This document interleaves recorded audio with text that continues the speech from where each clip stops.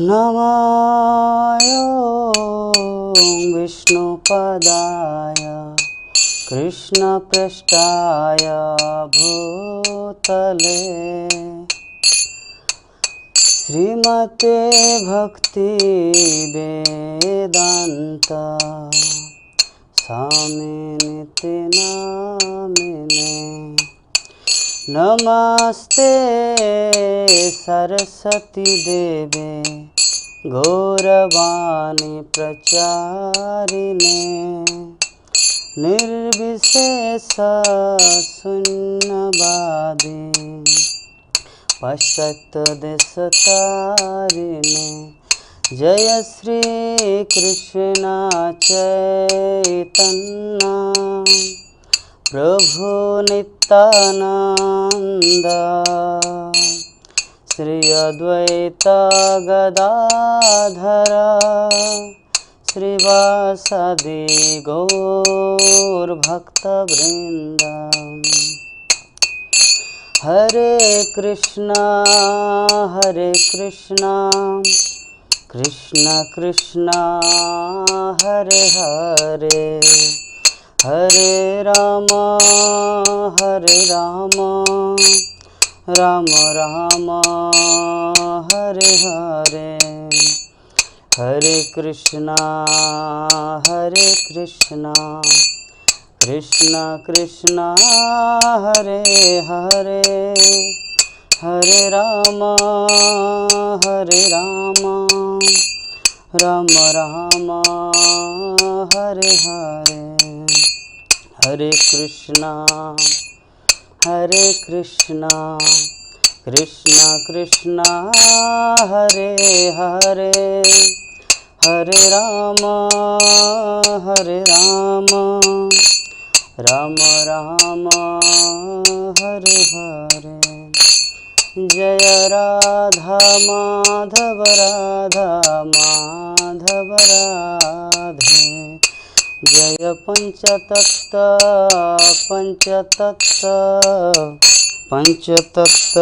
जय पंचतत्व। जय गौरनिताय जय गौरनिताय। जय नृसिंहदेव जय नृसिंहदेव। जय प्रहलाद महाराज जय प्रहलाद महाराज। जय जय प्रभुपाद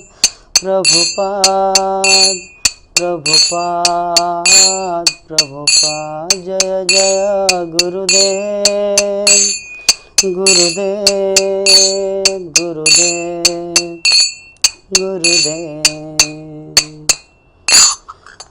जय ओं विष्णुपाद परमहंस परिवार जगाचार्य अष्टोत्तर शतशिले श्री भक्तिवेदांत स्वामी जगद्गुरु श्रील प्रभुपाद की। श्रील भक्ति सिद्धांत सरस्वती ठाकुर गोस्वामी महाराज की। श्रील गौर किशोरदास बाबाजी महाराज की। सच्चिदानंद श्रील भक्ति विनोद ठाकुर की जय। वैष्णव सार्वभौम श्री जगन्नाथ दास बाबाजी महाराज की जय। रूप सनातन भट्ट रघुनाथ श्री जीव गोपाल भट्टदास रघुनाथ सड़ गोस्वामी प्रभुगण की जय। नामाचार्य श्री हरिदास ठाकुर की जय। प्रेम से कहो श्री कृष्ण चैतन्य प्रभु नित्यानंद श्री अद्वैत गदाधर शिवासादि गौर भक्तवृंद की। श्री श्री राधा कृष्ण गोप गोपीनाथ श्याम कुंड राधा कुंड गिरि गोवर्धन की जय। वृंदावन मथुरा धाम की। श्री श्री जगन्नाथ बलदेव सुभद्रा महारानी की। जगन्नाथपुरी धाम की। श्री श्री मायापुर नवद्वीप धाम की जय। गंगा माई जमुना माई की। भक्ति देवी तुलसी महारानी की। अनंत कोटि वैष्णव भक्तवृंद की। समवेत गौर भक्तवृंद की। निताई गौर प्रमानंदे। ओम अज्ञानतिमिरन्धस्य ज्ञानञ्जनशलाकया चक्षुरुन्मिलितं येन तस्मै श्रीगुरुवे नमः। श्रीचैतन्यमनोभीष्टं स्थापितं येन भूतले स्वयं रूप कदा मह्यं ददाति स पदान्तिकम्। वन्देऽहं श्रीगुरो श्रीयुतपदकमलं श्रीगुरुन् वैष्णवांश्च श्रीरूपं साग्रजातं सहगना रघुनाथन्नितं तं सजीवं साद्वैतं सावधूतं परिजनसहितं कृष्णचैतन्यदेवं श्री राधा कृष्ण पादान सहगना ललिता श्री विशाखान्वितांश्च नमो विष्णुपादाय कृष्णपृष्ठाय भूतले श्रीमते भक्तिवेदांत स्वामी निति नामिने नमस्ते सरस्वती देवे गौरवाणी प्रचारिणे निर्विशेष शून्यवादी पाश्चात्य देशतारिणे वाञ्छाकल्पतरुभ्यश्च कृपा सिन्धुभ्येव च पतितानां पावनेभ्यो वैष्णवेभ्यो नमो नमः। नमो महावदान्याय कृष्णप्रेमप्रदायते कृष्णाय कृष्णचैतन्य नाम्ने गौरतिस्से नमः। पंचतत्त्वात्मकं कृष्णं भक्तरूपस्वरूपकं भक्तावतारं भक्तखं नमामि भक्तिशक्तिकम्। हे कृष्ण करुणा सिंधु दीनबंधु जगतपते गोपीश गोपिकाकांत राधाकांत नमस्तुते। तप्त कांचन गौरांगी राधे वृंदावनेश्वरी वृषभानुसुते देवी प्रणमामि हरे प्रिये। नीलाचल निवासाय नित्याय परमात्मने बलभद्र सुभद्राभ्यां श्री जगन्नाथाय ते नमः। जय श्री कृष्ण चैतन्य प्रभु नित्यानंद श्री अद्वैत गदाधर शिवासादि गौरभक्तवृंद। हरे कृष्णा कृष्णा कृष्णा हरे हरे हरे राम राम राम हरे हरे।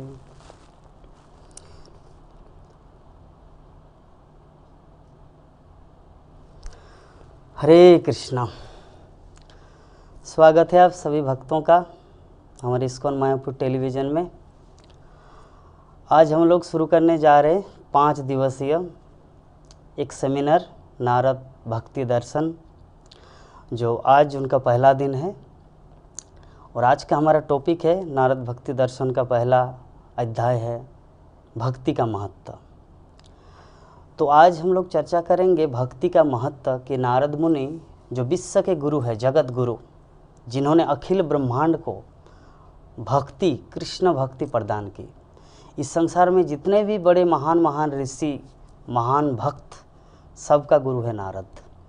ऋषि नारद मुनि के नारद भक्ति सूत्र 84 सूत्रों से एक ग्रंथ, जिसमें हम लोग 5 दिन का इसका सेमिनार रखे हैं। तो पहला दिन जो है भक्ति का महत्व, हम लोग द्वितीय दिन में आलोचना करेंगे भक्ति की परिभाषा, तृतीय दिन में करेंगे प्राप्ति का साधन, चतुर्थ दिन में शुद्ध एवं मिश्र भक्ति, और पंचम दिन में हम लोग करेंगे सिद्धि की प्राप्ति। तो ये पंचम दिन, ये 5 दिन का जो ये हमारा सेमिनार है, यद्यपि नारद भक्ति सूत्र ओनली हम लोग 84 सूत्रों की व्याख्या करेंगे। नारद की जो भक्ति, भगवान कृष्ण के प्रति उनका जो प्रेम, ये अथाह है, अगाध से एक सागर की तरह, समुद्र की तरह, महासागर की तरह। तो उसका वर्णन करना असंभव है, लेकिन फिर भी कुछ रूपरेखा जो श्रील प्रभुपाद हम सबको प्रदान किए हैं नारद भक्ति सूत्र के रूप में, उसी का जस्ट कुछ डिस्कशन करेंगे, जिसके माध्यम से नारद मुनि की कृपा, हमारे आचार्यों की कृपा प्राप्त हो। श्रील प्रभुपाद नारद भक्ति सूत्र के भूमिका में लिखते हैं कि सदियों से हमारे पाश्चिमात्य तथा पूर्वोत्तर दोनों के संस्कृतियों के महात्माओं ने सिखाया है कि हमारे मानव जीवन तभी सिद्धि प्राप्त होती जब हम लोग कृष्ण से प्रेम करना सीखते हैं। और इसमें नारद मुनि से बढ़कर कोई गुरु नहीं है जो कृष्ण से प्रेम करना सिखाता है। तो उसी टॉपिक को लेकर हम लोग आज मायापुर, इस्कॉन मायापुर टेलीविज़न की तरफ से आप सभी भक्तों को स्वागत करते हैं कि आप लोग 5 दिन हमारे इस पंचम दिवसीय नारद भक्ति दर्शन के सेमिनार में उपस्थित हो। हरे कृष्ण। सभी भक्तों के चरणों में मेरा प्रणाम। वंशा कल्पतरुभ्यश्च कृपा सिन्धुभ्येव च पतितानां पावनेभ्यो वैष्णवेभ्यो नमो नमः। तो शुरू करेंगे। आज का जो हमारा टॉपिक होगा भक्ति का महत्व, तो इसमें टोटल आज हम लोग चर्चा करेंगे 14 सूत्रों का। टोटल 84 सूत्र है, 84 श्लोक। तो उनमें से 14 श्लोक का वर्णन करेंगे आज भक्ति का महत्व। तो इसमें से जो पहला श्लोक है, नारद मुनि जो बता रहे हैं कि अथा तो भक्तिम व्याख्याश्याम पहला सूत्र है, जिसमें नारद मुनि बता रहे हैं कि अब इसीलिए मैं भक्तिमय सेवा की पद्धति का वर्णन करने की चेष्टा करूंगा। तो इसमें जो पहला शब्द है अथातो, जैसे हम लोग वेदांत सूत्र में देखते हैं, वेदांत सूत्र में जो पहला सूत्र है अथातो ब्रह्म जिज्ञासा, उसका अर्थ क्या है? उसका अर्थ है कि 84 लाख जीव योनियों के बाद एक जीवात्मा भटकते भटकते भगवान कृष्ण के हेतु की कृपावश जब उसको मनुष्य शरीर प्राप्त होता है, तब उसको क्या करना चाहिए? जिज्ञासा। क्या जिज्ञासा? ब्रह्म जिज्ञासा। अथातो ब्रह्म जिज्ञासा मतलब अब ये मनुष्य जीवन मिला है, अब वो जिज्ञासा करना है, जो जिज्ञासा किसी दूसरे जीवन में संभव नहीं था। कुत्ते के जीवन में, बिल्ली के जीवन में, घोड़े के जीवन में, शेर के जीवन में इसमें संभव नहीं था। इसीलिए वेदांत सूत्र का पहला सूत्र है मनुष्य जीवन जिसको मिला है अथातो ब्रह्म जिज्ञासा। पहला जो जिज्ञासा होना चाहिए हमारे जीवन में कि मैं कौन हूँ, कहाँ से आया हूँ, क्या कर्तव्य है मेरा, ये सब जिज्ञासा। जब कोई इस जिज्ञासा से गुजरता है, जब कोई इस तरह का जिज्ञासा करता है, उसको मनुष्य माना जाता है।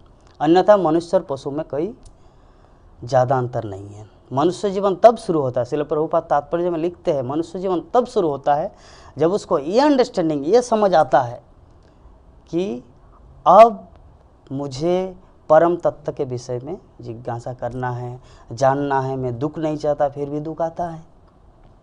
सनातन गोस्वामी जब महाप्रभु से पहली बार मिले तो सनातन गोस्वामी भी यही बात महाप्रभु को बोले कि मैं कौन हूँ, मुझे पता नहीं, मैं दुख नहीं चाहता फिर भी दुख आता है, मैं सुख चाहता हूँ लेकिन सुख नहीं आता, दुख नहीं चाहता फिर भी दुख आता है, क्यों? ये है जिज्ञासा। तो मनुष्य जीवन इसलिए मिला है। मनुष्य जीवन ही वो साधन है जिसके माध्यम से हम लोग इस जिज्ञासा को कर सकते हैं, अन्यथा दूसरे जीवन में संभव नहीं है, किसी पशु पक्षी के जीवन में संभव नहीं है। तो ये जो वेदांत सूत्र का जो पहला सूत्र है, तो इससे भी बढ़कर है नारद भक्ति सूत्र का पहला श्लोक, वो है अथातो भक्तिम व्याख्यास्याम। अथातो ब्रह्म जिज्ञासा जो है वेदांत सूत्र का, वो तो सिर्फ मनुष्य बनने के लिए। और ये जो भक्ति तत्व का जो सूत्र है नारद भक्ति सूत्र का जो पहला श्लोक है, तो उससे भी बढ़कर है, क्योंकि इसमें भगवान का भक्त कैसे बना जाए। गोलोक वृंदावन का भक्त, ये पृथ्वी लोक का मनुष्य और गोलोक वृंदावन का कृष्ण भक्त में बहुत डिफरेंस है। पृथ्वी का मनुष्य बनने के लिए पहला श्लोक क्या वेदांत सूत्र का? अथातो ब्रह्म जिज्ञासा। और गोलोक वृंदावन में कृष्ण का पार्षद बनने के लिए पहला चीज है अथातो भक्ति व्याख्यास्याम। नारद मुनि यहाँ पर बता रहे कि जब तक भक्ति नहीं करेंगे तब तक तो भगवान कृष्ण को प्राप्त नहीं किया जा सकता। भगवान श्री कृष्ण अर्जुन को पहले ही बता चुके हैं कि भक्ता माम अभिजानाति जावन्नश्चास्मि तत्तत। एकमात्र भक्ति के द्वारा मुझ परमेश्वर भगवान को जाना जा सकता है, वो भी तत्तत। ज्ञान योग, हठ योग, अष्टांग योग, ध्यान योग, कोई योग काम नहीं करेगा, एकमात्र भक्ति योग। तो इसीलिए भक्ति जो है, भक्ति का पहला जो अर्थ है, नारद मुनि 84 सूत्रों में से पहले सूत्रों में क्या बता रहे कि भक्ति की पद्धति का वर्णन करने की चेष्टा करूंगा। तो इसमें श्रील प्रभुपाद तात्पर्य जो दिए है, जिसमें प्रभुपाद पहली लाइन में लिख रहे हैं कि भक्ति इतनी उत्कृष्ट है कि केवल भक्ति के ही माध्यम से हम भगवान की स्वरूप स्थिति को समझ सकते हैं। अर्थात कि भगवान को समझने के लिए, जैसे हर चीज के लिए जानने के लिए अलग अलग स्तर होता है, तो भगवान को जानने का स्तर क्या है? भगवान को जानने का स्तर है भक्ति। क्योंकि जब तक आप भक्ति नहीं करेंगे तब तक आप भगवान कृष्ण को नहीं समझ सकते, और जब तक भगवान कृष्ण को नहीं जान पाएंगे तब तक आपको इस 84 लाख योनियों में भटकना पड़ेगा। तो श्रील प्रभुपाद आगे बता रहे हैं कि ऐतिहासिक दृष्टिकोण से हम लोग जानते हैं कि जो 84 लाख जीव योनि है, तो 84 लाख जीव योनियों में 4 लाख है मानव योनि। तो 4 लाख मानव योनि में उसको 3 कैटेगरी में विभक्त किया गया है। पहला है सभ्य, दूसरा है असभ्य और तीसरा है अर्धसभ्य। मतलब 3 तरह के लोग हैं इस संसार में। मनुष्य शरीर में भी, मनुष्य जीवन में भी 3 तरह के लोग मिलते हैं, सभ्य, अर्धसभ्य और असभ्य। सभ्य का अर्थ क्या है? सभ्य को आर्य बोला जाता है। हमारे भारतवर्ष में आर्य प्रचलित है नाम। आर्य का अर्थ होता है जो वैदिक आदेशों को पूर्णतया पालन करता है अपने जीवन में, प्रैक्टिकल एंड थ्योरी बोथ, दोनों ही पालन करता है, उसे कहा जाता है आर्य। आर्य, अनार्य। तो 3 तरह कैटेगरी है, सभ्य, अर्धसभ्य और असभ्य। तो अर्धसभ्य में कौन आते हैं? अर्धसभ्य में आते हैं जैसे कोई वेदों का, शास्त्र ग्रंथों की नीति नियम को, निषेध आज्ञा को जानते हैं लेकिन पालन नहीं करता, उसे कहा जाता है असभ्य। और असभ्य मतलब जो कुछ शास्त्र का आज्ञा को जानते भी नहीं और पालन भी नहीं करते। और सभ्य में कौन है? जो शास्त्रों की आज्ञाओं को पालन करते हैं। तो भारत वो देश है, भारत भूमि, जहाँ पर ऐसे आर्यों का स्थान है जो सदियों से, प्राचीन काल से ऋषि मुनि, हमारे महान महान भक्तगण इस भारत भूमि में भक्ति किए हैं। देवता तक तरसते हैं इस भारत भूमि में जन्म लेने के लिए। क्यों? क्योंकि इसमें भगवान की भक्ति करने का, भगवान से प्रेम करने का स्थान है। यद्यपि अभी श्रील प्रभुपाद की कृपा से पूरा पृथ्वी मंडल भारत बन चुका है। भारत का असली अर्थ क्या है? भारत का असली अर्थ है जहाँ पर भक्ति की जाए, जहाँ पर कृष्ण भक्ति की जाए, उसी को भारत माना जाता है।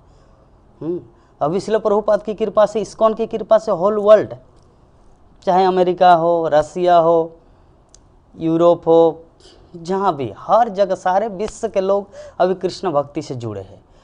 तो भारत का पैमाना अभी जो वर्तमान में सिर्फ कन्याकुमारी से लेकर जम्मू कश्मीर, इतना ही नहीं है। असली भारत का अर्थ होता है जहाँ पर सभ्य लोग, आर्य लोग भक्ति करें, कृष्ण भक्ति करें। तो इस्कॉन जो प्लेटफॉर्म श्रील प्रभुपाद बना चुके हैं, इसके माध्यम से हर कोई भक्ति करने का अवसर प्राप्त हो रहा है, चाहे कोई अमेरिका में हो, चाहे लंदन में हो, न्यूयॉर्क में हो, जहाँ भी है। तो असली अर्थ भारत का अर्थ है जहाँ पर भक्ति किया जाए। तो ऐतिहासिक दृष्टिकोण से कि आर्य जो है ना, मनुष्यों की सबसे सभ्य श्रेणी है। एवं आर्यों में भारतीय विशेष रूप से उच्च संस्कृत है, तथा भारतीयों में ब्राह्मण वैदिक ज्ञानों में सबसे दक्ष है। हम लोग जानते हैं 4 आश्रम है, चतुर्वर्ण्यं मया सृष्टम गुण कर्म विभागस्य। भगवान श्री कृष्ण भगवद गीता में बोले कि 4 प्रकार के श्रेणी है मनुष्यों का, ब्राह्मण, क्षत्रिय, वैश्य और शूद्र। ब्राह्मण कौन है? जो वैदिक ज्ञान को धारण करता है, अपने जीवन में अप्लाई करता है। क्षत्रिय कौन है? प्रजा को प्रोटेक्ट करता है, प्रजा को रक्षा करते हैं। वैश्य कौन है? खाद्य सामग्री को उत्पादन करते हैं। और शूद्र कौन है? 4 वर्णों की सेवा जो करते हैं, यानी मजदूर वर्ग, उसे कहा जाता है लेबर, शूद्र। तो वैदिक संस्कृति विश्व भर में सम्मानित है और हर स्थान पर ऐसे लोग हैं जो इसे समझने के उत्सुक है। जो वैदिक संस्कृति है, वैदिक कल्चर, जो श्रील प्रभुपाद इस्कॉन के माध्यम से सारे विश्व में फैलाए है, जो भी सम्मानित व्यक्ति है ना, जो बुद्धिमान व्यक्ति, वो इसको एक्सेप्ट किए हैं। तो इसमें ये जो नारद भक्ति सूत्र में भक्ति की जो व्याख्या किया जाएगा, पहले में क्या बता रहे? पहले सूत्र में नारद था तो भक्ति व्याख्या शाम, कि भक्ति की पद्धति वर्णन करने की चेष्टा करूंगा। अभी इसी श्लोक में पूरा वर्णन हुआ नहीं, पहले श्लोक में बता रहे नारद मुनि कि मैं अभी करूंगा। तो श्रील प्रभुपाद उसमें समझा रहे हैं कि भक्ति को प्राप्त करने के लिए एक व्यक्ति भक्तिवान होता है। कौन मनुष्य है, कौन पशु है, कौन भक्ति करते हैं, उसका पहचान क्या है। तो भक्ति जो करने के जो योग्य है, योग्यता क्वालिटी क्या है, वो पहले सूत्र में श्रील प्रभुपाद डिस्कस किए हैं। हाँ, तो यहाँ पर बताया गया है कि जितने सारे ऐसे लाखों उपासक ब्राह्मणों में विभिन्न देवताओं की पूजा करते हैं। अभी भारतवर्ष में क्या है समस्या, अभी वर्तमान में, आप पहले प्राचीन काल में जो एक्सट्रीमली इंटेलिजेंट मतलब अत्यंत बुद्धिमान व्यक्ति एकमात्र कृष्ण की पूजा करते थे। लेकिन कलियुग का प्रभाव ऐसा है कि देवता और भगवान दोनों को एक समान मानते हैं।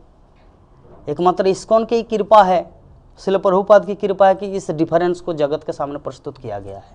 अन्यथा हर कोई गणेश भगवान, काली भगवान, कृष्ण भगवान है, काली देवता है, देवी है, गणेश देवता है, इंद्र देवता है, चंद्र, वरुण। तो देवता और भगवान को डिफरेंस किया गया एकमात्र इस्कॉन। यद्यपि ये सब वेदों में है, लेकिन उस तरह व्याख्या नहीं किया गया था कि हर कोई समझ सके कि कृष्ण और शिव में क्या अंतर है। लेकिन अभी श्रील प्रभुपाद के बुक्स, श्रील प्रभुपाद के पुस्तकों के माध्यम से हर कोई समझ मतलब इतना तो ज्ञान है कि देवता कौन है, मनुष्य कौन है, अप्सरा कौन है, गंधर्व कौन है, सिद्धगण, ऋषि, मुनि, योगी, भगवान, सबके बारे में लगभग शिक्षा है। तो भक्ति करने की जो योग्यता का जो वर्णन किया गया इस श्लोक में, तो वैदिक संस्कृति विश्व भर में सम्मानित है। इसका तो हम लोग को पता चल ही गया कि ब्राह्मणगण जो है ना विभिन्न देवताओं के उपासक होते हैं और भौतिक फलों की प्राप्ति हेतु उसे कर्मकांडी कहते हैं। 3 तरह हमारे शास्त्रों में कर्मकांडी, ज्ञानकांडी और उपासना कांड, 3 है। कर्मकांडी में कौन आता है? जो अपने इंद्रिय तृप्ति के हेतु, इंद्रिय तृप्ति करने की जो इच्छा है, ऐसे व्यक्ति को कर्मकांडी कहा जाए। मतलब वो देवी देवता की पूजा इसलिए करते ताकि उसके रिप्लेस में, उसके बदले में कुछ उसे मिले। अगर इसकी पूजा करेंगे तो ये मिलेगा, उसकी पूजा करेंगे तो ये मिलेगा। यह इसे कहा जाता है कर्मकांडी। और इससे जो थोड़ा ऊपर लेवल का वो है ज्ञानकांडी। और ज्ञानकांडी में क्या है? उनको पता चल जाता है कि संसार में कुछ नहीं है, बस मृग मरीचिका है। कुछ ये जो इंद्रिय तृप्ति करना, ये जो फल की भोग, भौतिक भोग की कामना, ये सब बेकार है। उनको पता चल जाता है। तो वो क्या करते हैं? वो मुक्त होने की चेष्टा करते हैं, ब्रह्म ज्योति में लीन होना चाहते हैं, या पूर्ण रूप से संसार से विदा लेना चाहते हैं। अभी तक कृष्ण भक्ति में नहीं, ओनली ज्ञानी। तो पहला क्या है? कर्मकांडी, दूसरा है ज्ञानकांडी, और तीसरा है उपासना कांड। उपासना कांड में कौन आता है? भगवान विष्णु की सेवा, भगवान कृष्ण की भक्ति। तो ऐसे लाखों उपासकों में से कुछ परम सत्य को समझने की पद्धति में वास्तविक रूप से प्रवृत्त हो तो उसे ज्ञानी कहा जाता है। हम लोग जानते हैं भगवद गीता में कि मनुष्यानाम सहस्रेषु कश्चित् यतते सिद्धये, कि कोई हजारों मनुष्य में से कोई एक ये मनुष्य बनने की चेष्टा करते हैं। पहला तो हम लोग वेदांत सूत्र के माध्यम से समझ गए कि वेदांत सूत्र में लिखा है अथा तो ब्रह्म जिज्ञासा। पहले मनुष्य कैसे बना जाए? जब ये जिज्ञासा है कि मैं कौन हूँ, कहाँ से आया हूँ, क्या करना है। ठीक है। उसके बाद जो ऐसे हजारों मनुष्य में से एक कोई प्रयत्न करता है। क्या प्रयत्न करता है? कि भगवान क्या है, डिफरेंस कि देवता भगवान। ऐसे करते करते एक दिन उसको पता चलता है कि वासुदेव सर्वमिति स महात्मा सुदुर्लभ, बहुनाम जन्म नामंते ज्ञानवान मांग प्रपद्यते। मतलब अनेक अनेक जन्मों तक भ्रमण करते करते करते करते, भगवान की खोज करते करते, बहुनाम जन्म नाम अंते, अंत में अनेक अनेक जन्मों के पश्चात ज्ञानवान मांग प्रपद्यते, जो ज्ञानी, सच्चा ज्ञानी, वास्तविक ज्ञानी क्या करते हैं?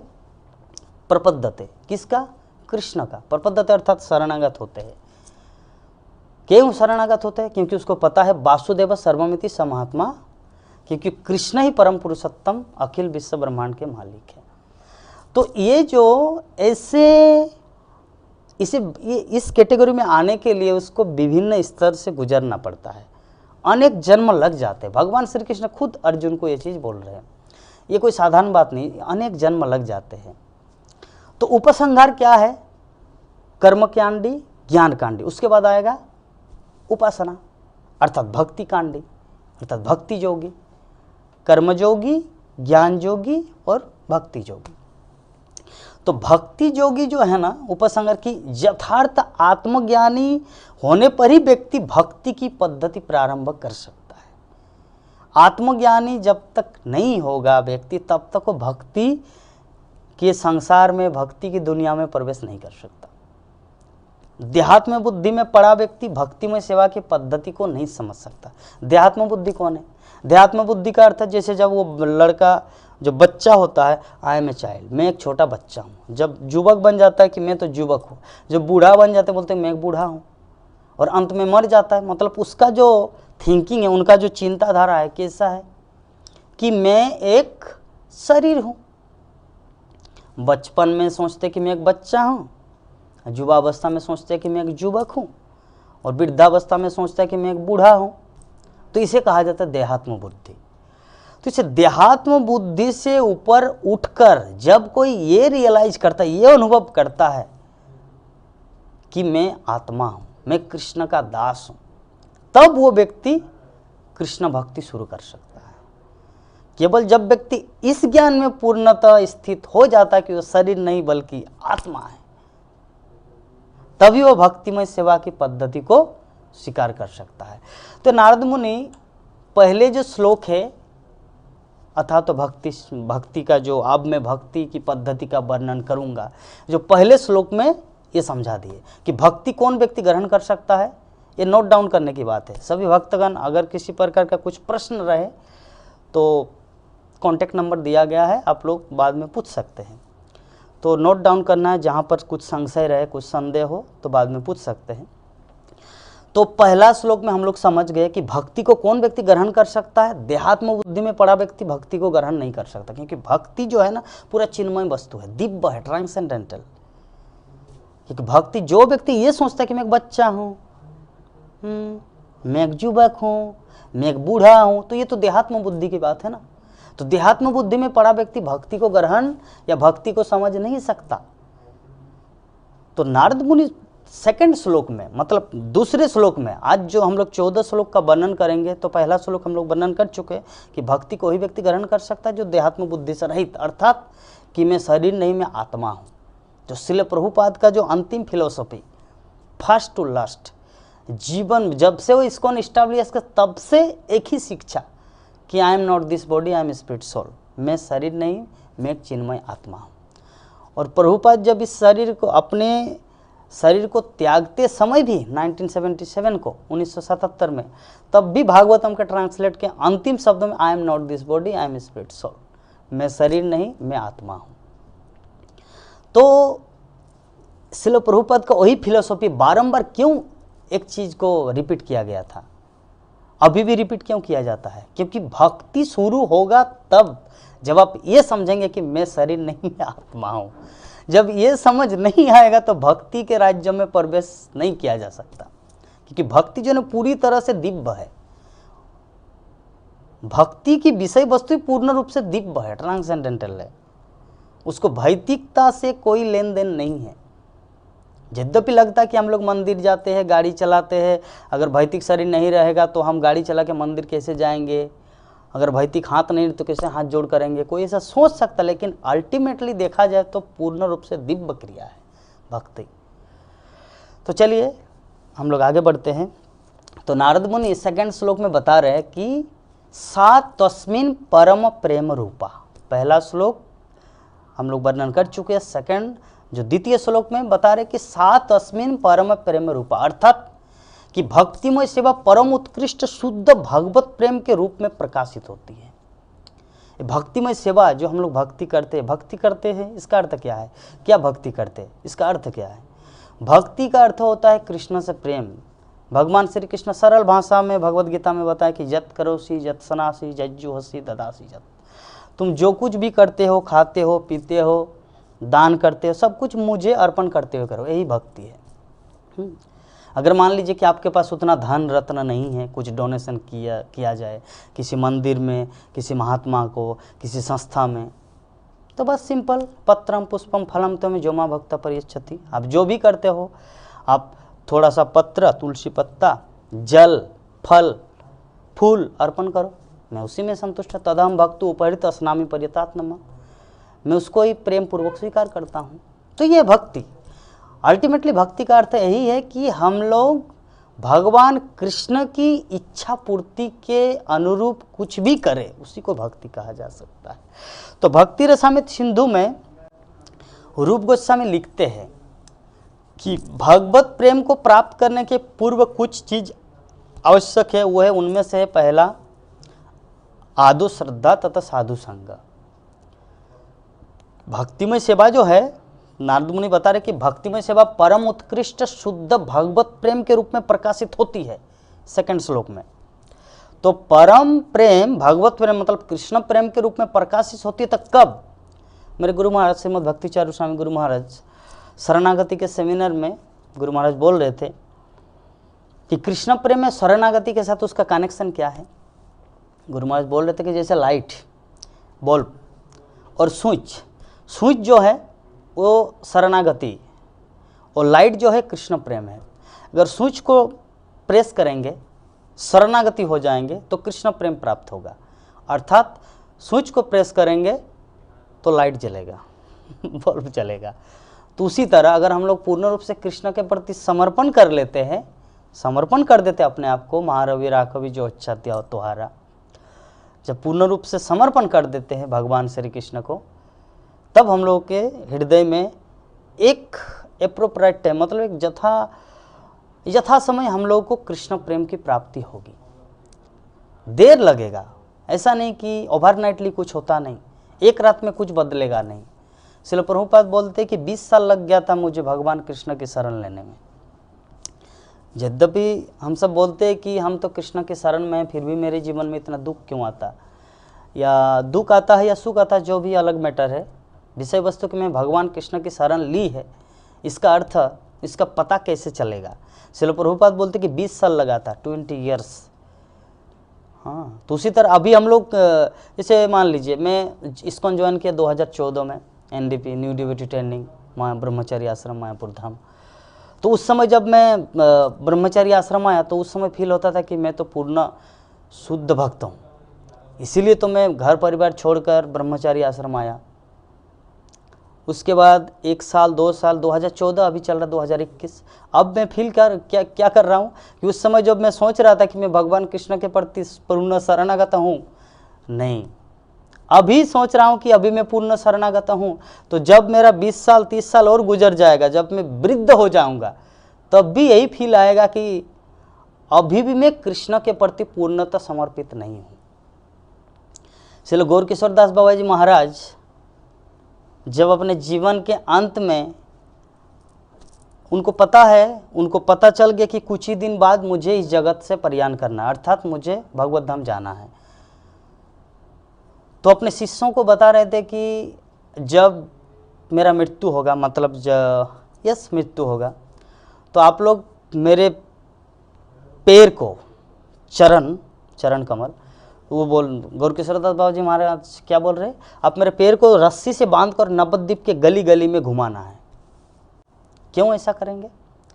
क्योंकि मेरा तो जीवन भर अब तक मैं कृष्ण के प्रति पूर्णतः शरणागत नहीं हो सका, तो शायद नवद्वीप का धूल, मायापुर का धूल, चैतन्य महाप्रभु के धाम का धूल अगर मेरे शरीर में लगे तो शायद मैं शुद्ध भक्त बन जाऊं। तो ऐसे शुद्ध भक्त जो श्रील भक्ति सिद्धांत सरस्वती ठाकुर हमारे परम गुरुदेव, जिनका शिष्य श्रील जगत गुरु श्रील प्रभुपाद सारे विश्व को कृष्ण के चरणों में झुका दिया, तो ऐसे गुरुदेव के गुरुदेव, मतलब प्रभुपाद के गुरुदेव श्रील गौर किशोर दास बाबा जी महाराज क्या बोल रहे हैं कि मेरा जीवन तो ऐसे व्यर्थ चला गया, मैं तो कृष्ण का शुद्ध भक्त बन नहीं पाया क्योंकि मैं कृष्ण का पूर्णतः शरणागत नहीं हूँ। तो आप लोग वही करना जो मैं अभी बोल के जा रहा हूँ कि जब मैं मर जाऊँगा तो रस्सी से बांधकर नवद्वीप के गली गली में मुझे घुमाना, ताकि शरीर में वो जो धूल लगे तो उसमें थोड़ा कृष्ण प्रेम मिले और मैं भगवत धाम को प्राप्त हो जाऊँ। तो जो शुद्ध भक्त होते हैं ना, शुद्ध भक्त, इसी तरह उनका मनोभाव होता है। तो इसी प्रकार हम लोग समझेंगे ये जो शरणागति की जो बात है। अभी हम लोग सोच रहे कि ना मैं तो पूर्ण रूप से शरणागत हूँ, मेरा कोई फॉल्ट नहीं है, प्रसाद बनाता हूँ भगवान के लिए, भोग बनाता हूँ, कुछ डोनेशन भी भगवान को देता हूँ, मुझे लगता है मैं तो शुद्ध भक्त हूँ। वो सोच सकता है, लेकिन जब वो परम अवस्था में आएगा तब उसको फील होगा नहीं, मेरे अंदर तो कुछ भक्ति है ही नहीं। चंद्रमौली स्वामी, चंद्रमौली स्वामी महाराज एक बार नवद्वीप परिक्रमा में एक क्लास में बोल रहे थे महाराज कि अगर हम लोग कृष्ण भक्ति के क्षेत्र में अगर हम लोग ये फील करें कि मैं भगवान के लिए कुछ भी नहीं कर पाया, मेरा जीवन व्यर्थ चला गया, तो महाराज बोल रहे कि ये बहुत ही बढ़िया क्वालिटी है, क्योंकि इसी से तुम कृष्ण भक्ति को प्राप्त करोगे। और अगर किसी के मन में ये आया अरे मैं तो भगवान के लिए बहुत कुछ किया हूँ, तो बोलते ये वेरी डेंजर, ये बहुत ही खतरनाक है हमारे भक्त जीवन में, हम लोग को पतन करा देगा। तो ये सब हमारे आचार्यों के माध्यम से सीखना है कि अगर हमारे हृदय में ये फीलिंग आ रहा है कि हम भक्ति में कुछ नहीं कर पाए, मैं तो व्यर्थ हूँ, जब ये फीलिंग आ रहा है तो समझिए कि आप भक्ति में प्रोग्रेसिंग कर रहे हैं। और अगर मन में ये फीलिंग आ रहा है जो भी है मैं उससे तो बढ़कर हूँ, वो जो भक्त है ना उससे तो मैं बढ़कर हूँ, नहीं, ये फीलिंग आएगा ही नहीं। ये फीलिंग, ये भाव अगर आपके हृदय में आ रहा है, इसका अर्थ आपका भक्ति का प्रवेश भी नहीं हुआ है भाई। क्योंकि भक्ति में प्रवेश करने के लिए विनम्रता पहला चीज है, त्रिनादपि। क्योंकि जबकि मेरा अधिकार नहीं है सब डिस्कस करने का, लेकिन जबकि टॉपिक चल रहा नारद मुनि की शिक्षा के ऊपर, श्रील प्रभुपाद के शिक्षा के ऊपर, इसीलिए मुझे वर्णन करना पड़ रहा है। तो रूप गोस्वामी भक्ति रसामृत सिंधु के 1.4.1516 15-16 नंबर श्लोक में बता रहे कि आदो श्रद्धा तथा साधु संग किस प्रकार जो परम सिद्धि तक प्राप्त करने के लिए जो पहला स्टेप है, कृष्ण प्रेम समाधि स्तर तक प्राप्त करने के लिए पहला जो स्टेप है वो है पहला स्तर आदो श्रद्धा। किसके प्रति? गुरु के प्रति, श्रील प्रभुपाद के प्रति, शास्त्रों के प्रति। शास्त्रों में कहा गया है ये सब, हमारे आचार्यगण कहे, श्रील प्रभुपाद कहे कि अगर भक्ति में आप लगे रहेंगे तो ग्रेजुअली स्टेप बाय स्टेप धीरे धीरे एक दिन पका आम बन जाएंगे आप। अभी तो कच्चा हो, लेकिन अगर पेड़ में लटके रहे, इस्कॉन रूपी पेड़ में अगर लटके रहे तो एक दिन शुद्ध भक्त बन जाएंगे। और हमारे जीवन का लक्ष्य भी शुद्ध भक्त बनना है। भक्त तो सभी है, लेकिन जब तक शुद्ध भक्त नहीं होंगे तब तक किसी को कन्वर्ट नहीं कर सकते, किसी को दूसरों को भक्त नहीं बना सकते। श्री भक्ति विनोद ठाकुर ने कहा कि एक वैष्णव की पहचान तब होती कि उन्होंने अपने जीवन में कितने वैष्णव बनाया है। एक वैष्णव की पहचान तब होती है, ये देखकर किया जाता है उनका थर्मामीटर कि वो कितना बड़ा वैष्णव, इसका अर्थ तब पता चले कि उनके द्वारा कितने सारे वैष्णव बन चुके हैं। तो कब होगा? खुद ही अच्छा भक्त नहीं तो दूसरों को हम कैसे भक्त बना सकेंगे? इसलिए पहला स्टेप है शुद्ध भक्त बनना हमारे जीवन का। मेरे गुरु महाराज श्रीमद् भक्ति चारू स्वामी गुरु महाराज दीक्षा दे रहे थे नामट्ट में 2019 में, यस 2017 में, उतना याद नहीं आ रहा है। तो गुरु महाराज दीक्षा देने के बाद एक ही चीज़ सबसे बोले कि हम आपके गुरु हैं, श्रील प्रभुपाद के प्रतिनिधि, हम एक ही भिक्षा चाहेंगे आप लोगों से कि एक मुझे थोड़ा हेल्प करना है। क्या हेल्प? कि मैं आप सभी को शुद्ध भक्त बनाने का उत्तरदायित्व लिया। आप सभी को शुद्ध भक्त बनाने का उत्तरदायित्व लिया हूं, तो अगर आप सब शुद्ध भक्त बनेंगे तब आप मेरा हेल्प करेंगे। तो एक यही चीज आप सबसे मेरा अनुरोध है। तो हमारे आचार्यगण, हमारे गुरुदेव श्रील प्रभुपाद सभी चाहते हैं कि हम लोग शुद्ध भक्त बने, क्योंकि शुद्ध भक्त अगर हम लोग बनेंगे तो वही तो महाप्रभु की तो यही शिक्षा है ना, भारत भूमि ते मनुष्य जन्म होइल जार, जन्म सार्थक करी परोपकार। अगर भारतवर्ष में जो भी जन्म लिए हैं उनका पहला काम क्या है? खुद को शुद्ध भक्त बनाना। उसके बाद शुद्ध भक्त बनेंगे तो आपके प्रभाव से ही वो भक्त बन जाएंगे।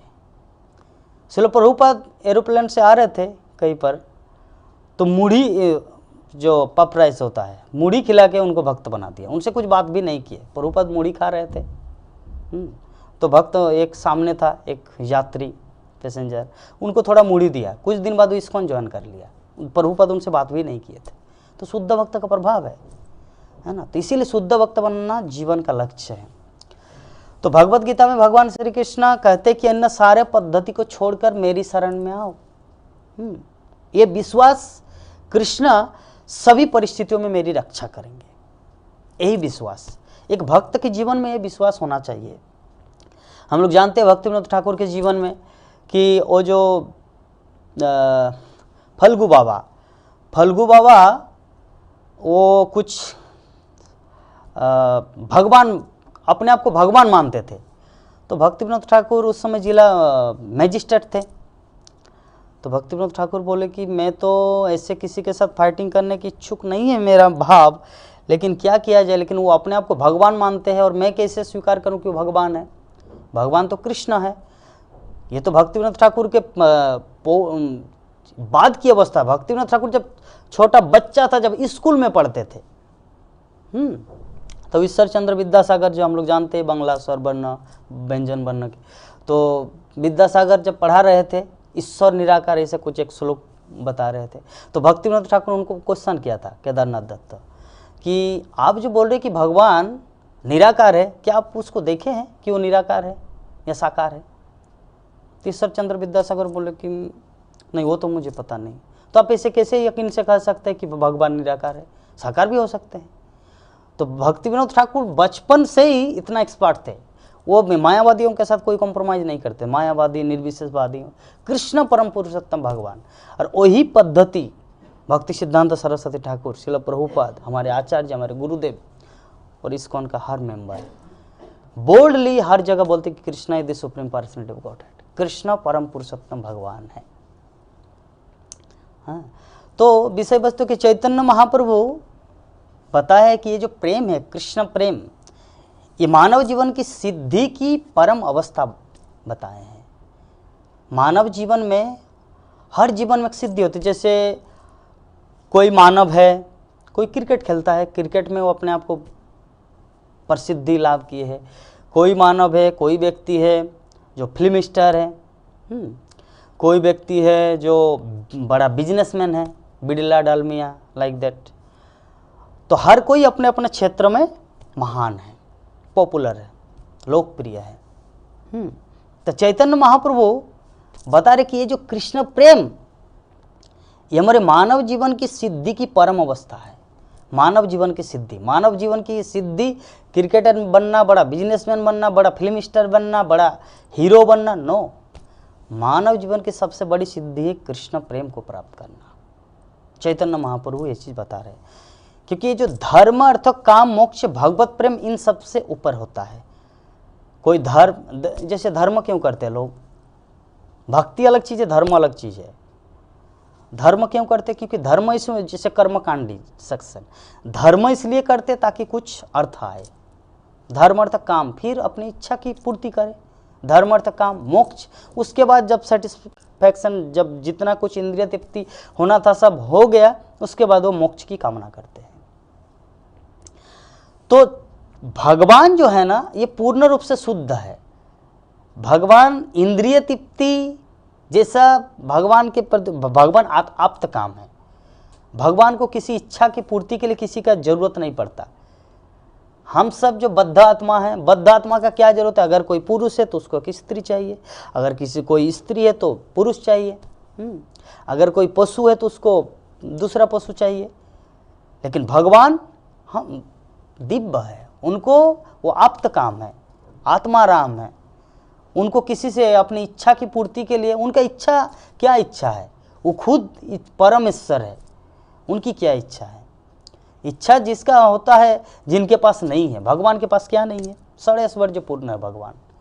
तो उसको इच्छा किसका होता है?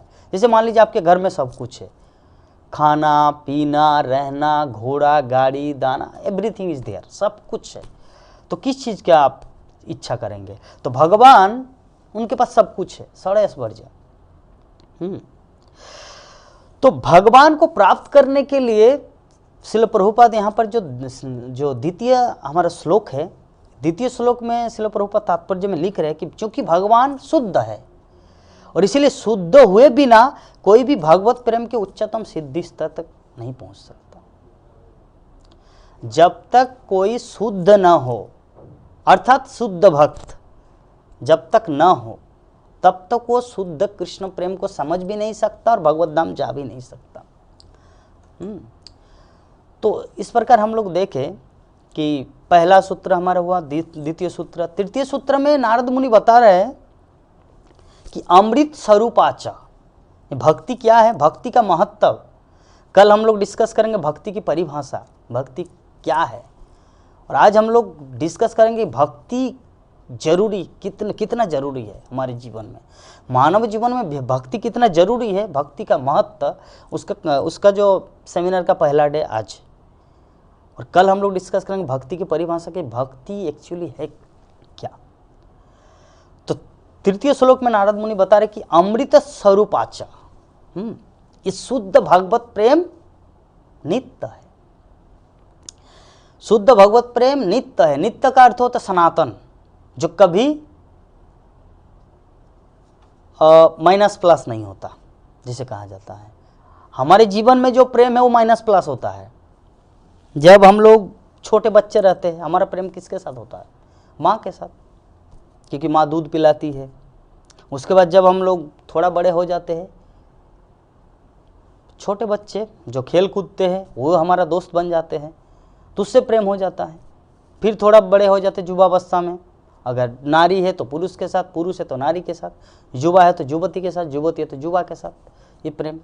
फिर शादी हो जाता है अपनी पत्नी के साथ, फिर बच्चे हो जाते हैं, और अंत में बेटे से नाती प्यार। ये जो प्रेम जो है ये बदलता रहता है। लेकिन नारद मुनि यहाँ पर बता रहे हैं तृतीय सूत्र में अमृत स्वरूपाचा, अर्थात ये शुद्ध भगवत प्रेम जो नित्य है, ये कभी माइनस प्लस होने वाला चीज नहीं है, ये हमेशा रहता है। कृष्ण के प्रति प्रेम जो है, शुद्ध प्रेम की चर्चा हो रही है। कृष्ण के प्रति जो हमारा प्रेम जो है ना, ये नित्य है। ये कभी घटेगा कभी बढ़ेगा, माइनस प्लस ऐसा कुछ होने वाला नहीं है। ये शुद्ध प्रेम नित्य हमेशा के लिए। तो श्रील प्रभुपाद तात्पर्य में लिख रहे हैं कि जब कोई व्यक्ति भगवत प्रेम का सिद्ध स्तर प्राप्त कर लेता है तो वो अपनी वर्तमान देह में ही मुक्त हो जाता है तथा अपने अमरत्व की वैधानिक स्थिति का अनुभव करता है। सिद्ध स्तर, भगवत प्रेम का सिद्ध स्तर जब प्राप्त करते हैं तब क्या होता है? जैसे उदाहरण, श्रील प्रभुपाद जब अपने देह को त्याग कर रहे थे तो उस समय भी भागवतम का ट्रांसलेट कर रहे थे। भीष्मदेव जब सड़सज्जा में लेटे हुए हैं, अर्जुन जो बाण कैसे जटिल विषम परिस्थिति में लेटे हुए हैं, सोए हुए हैं, और भागवतम का प्रवचन कर रहे हैं, तो इसे कहा जाता है सिद्ध अवस्था। तो जब कोई व्यक्ति इस सिद्ध अवस्था को प्राप्त, तो वो अपना वर्तमान देह में ही मुक्त हो जाता है। यद्यपि उस शरीर में है लेकिन फिर भी वो मुक्त है। उनको अनुभव नहीं होता कि मैं ये शरीर हूं, वो सोचता है कि मैं आत्मा हूं, मैं कृष्ण का दास हूं।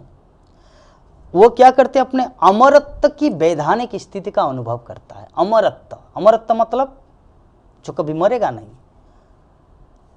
हर कोई चिंतित क्यों होता है? क्योंकि उसको डर लगा रहता है कहीं मैं मर न जाऊं। इस संसार में ज्यादातर लोग डरते क्यों? डर कहां से आता है? मरने से डर आता है कि मैं मरूंगा, इसके कारण डर आता है। तो व्यक्ति का डर कब खत्म होगा? जब उनको ये पता चलेगा कि मैं मरूंगा ही नहीं। तो ये फीलिंग कब आएगा? जब हम लोग ये साक्षात्कार कर लेंगे कि I am a spirit soul, आत्म साक्षात्कार, सेल्फ रियलाइजेशन। जब हमारा आत्म साक्षात्कार हो जाएगा हमारे जीवन में, तब ये डर भी खत्म हो जाएगा। क्योंकि अमरत्व की वैधानिक जो स्थिति, वैधानिक मतलब जो एक व्यक्ति, जो पहले उदाहरण दिए, बच्चे, युवक, वृद्धावस्था, लेकिन आत्मा तो बूढ़ा और बच्चा नहीं होता। आत्मा तो आत्मा है, अपने एज में ही है वो। जैसे भगवान श्री कृष्ण अद्वैतम अच्युतम अनादिम अनंत रूपम आद्यम पुराण पुरुष नवजौवनम च, जैसे कृष्ण नवजौवनम च है, नवजौवन एक युवक की भांति, उसी प्रकार कृष्ण से ही तो आत्मा आया है। ममेवांश जीवलोके जीवभूत सनातन। आत्मा कहां से आया? कृष्ण बोलते हैं ममेवांश, मेरे ही अंश है। तो कृष्ण अद्वैतम अच्युतम अनादि अनंत रूपम आद्यम पुराण पुरुषम नवजौवनम। कृष्ण क्या है? नवजौवन। और आत्मा कहां से आया? कृष्ण से, तो वो भी नवजौवन है ना। मवेवांश जीवलोके जीवभूत सनातन। तो विषय वस्तु यही है कि व्यक्ति इसी शरीर में मुक्त हो जाता है। कब? जब ये अनुभव करता है कि मैं आत्मा हूं, मैं ये शरीर नहीं हूं। तो स्वयं की स्थिति को जीवात्मा एवं भगवान का नित्यदास समझे बिना अमरत्व का कोई प्रश्न ही नहीं उठता।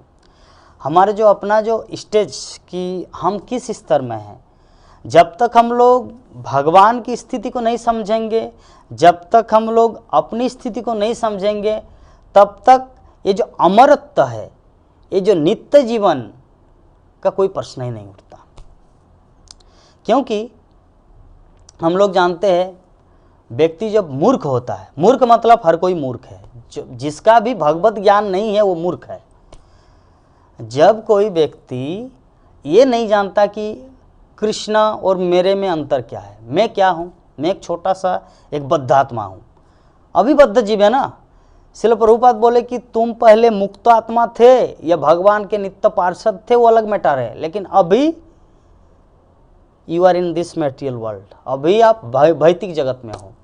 तो भौतिक जगत मतलब कुआं में गिर चुके हो। तो पहले कुआं में आप गिरे कैसे, वो प्रश्न बाद में होगा, पहले ये प्रश्न करो कि कैसे उठेंगे कुआं से। भगवत धाम से, तुम भगवत धाम से आए हो या नरक से आए हो या स्वर्गलोक से आए हो, कहाँ से आओ वो अलग मैटर है। अभी कहाँ हो, वर्तमान परिस्थिति आपका कहाँ है, वर्तमान परिस्थिति भौतिक जगत में है।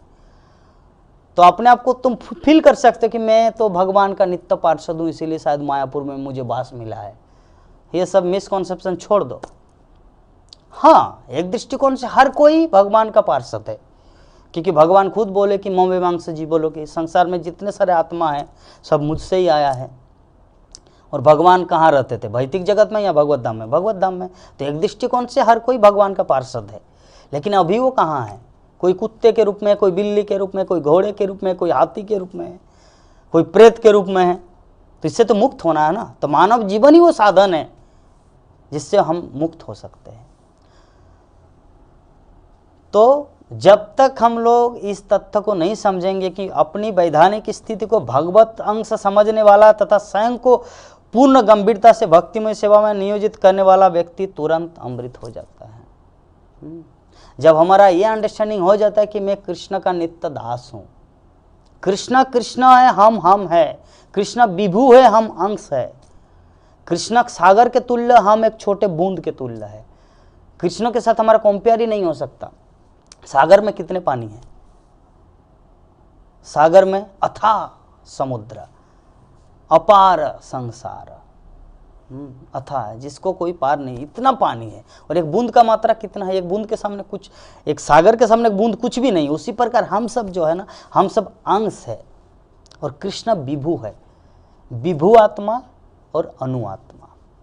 भगवान विभु आत्मा है, परमात्मा, हम सब अनु आत्मा है, क्षुद्र अंश है। तो अमृतस्य च हम लोग सेकंड श्लोक में देखें, और चतुर्थ श्लोक में नारद मुनि बता रहे हैं कि जल्लब्धा पुमान सिद्धो भवत मृतो भवति तृप्तो भवति, अर्थात कि शुद्ध भगवत प्रेम में दिव्य भक्तिमय सेवा के स्तर को पाकर व्यक्ति सिद्ध, अमृत एवं शांत हो जाता है। भक्ति का महत्व प्रसंग चल रहा है आज का हमारा, कि शुद्ध भगवत प्रेम में क्या होता है? दिव्य भक्तिमय सेवा के स्तर को पाकर, एक एक स्टेप का वर्णन करे नारद मुनि, व्यक्ति क्या हो जाता है? सिद्ध हो जाता है, परफेक्शन लाभ करता है। अमृत मतलब वो मरेगा नहीं, वो नित्य जीवन को लाभ किया, शांत हो जाता है। अभी व्यक्ति अशांत है, हम सब अशांत है, भटकाव है हमारी जिंदगी। पता नहीं अगले जीवन में मुझे पशु भी बनना पड़ेगा, क्योंकि अगर हम वैसे गलत कर्म करेंगे तो पशु बनना पड़ेगा। नलकुबर, मणिग्रीव, कुबेर के 2 पुत्र थे, तो वो लोग तो कुबेर के पुत्र थे।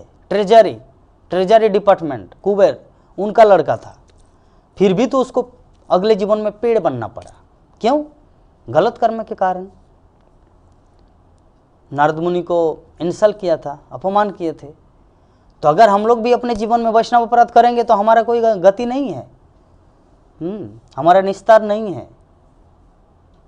छाड़िया वैष्णव सेवा निस्तार पेछे वाक्यवा, हमारे वैष्णवाचार्य नरोत्तम दास ठाकुर ने कहा है, अगर हम लोग वैष्णव की सेवा को छोड़कर कुछ भी करेंगे, निस्तार नहीं मिलेगा, इस संसार से मुक्ति प्राप्त नहीं किया जा सकता।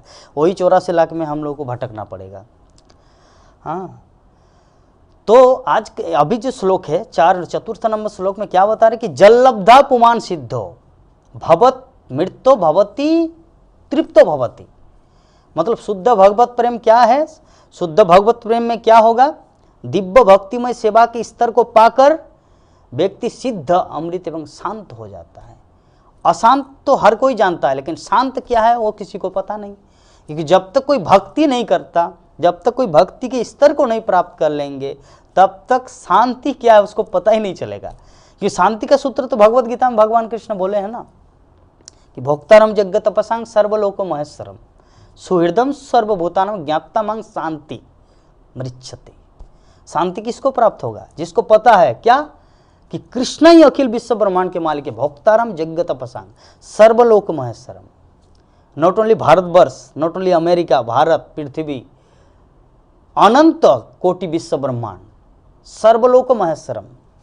जब जो कोई इसे जानता है कृष्ण कि कृष्ण सर्वलोक महेश्वर है, सर्वलोक महेश्वरम, भक्तारम यज्ञ तपसांग सर्वलोको महेश्वरम सुहृदम सर्वभूतानाम। और भगवान कृष्ण का दूसरा क्वालिटी क्या है? सुहृदम सर्व, समस्त जीवों का शुभचिंतक। ऐसा नहीं कि मैं तो हिंदू हूँ, मैं तो मुसलमान हूँ, मैं तो क्रिश्चियन हूँ, मैं तो मनुष्य हूँ, मैं तो पशु हूँ, वो तो बंदर है, मैं तो ब्राह्मण हूँ, ऐसा कुछ नहीं। सर्वभूतानाम सुहृदम सर्वभूतानाम, कृष्ण सबका शुभचिंतक है। सुहृदम सर्वभूतानाम ज्ञाता, जो इसे जानता है।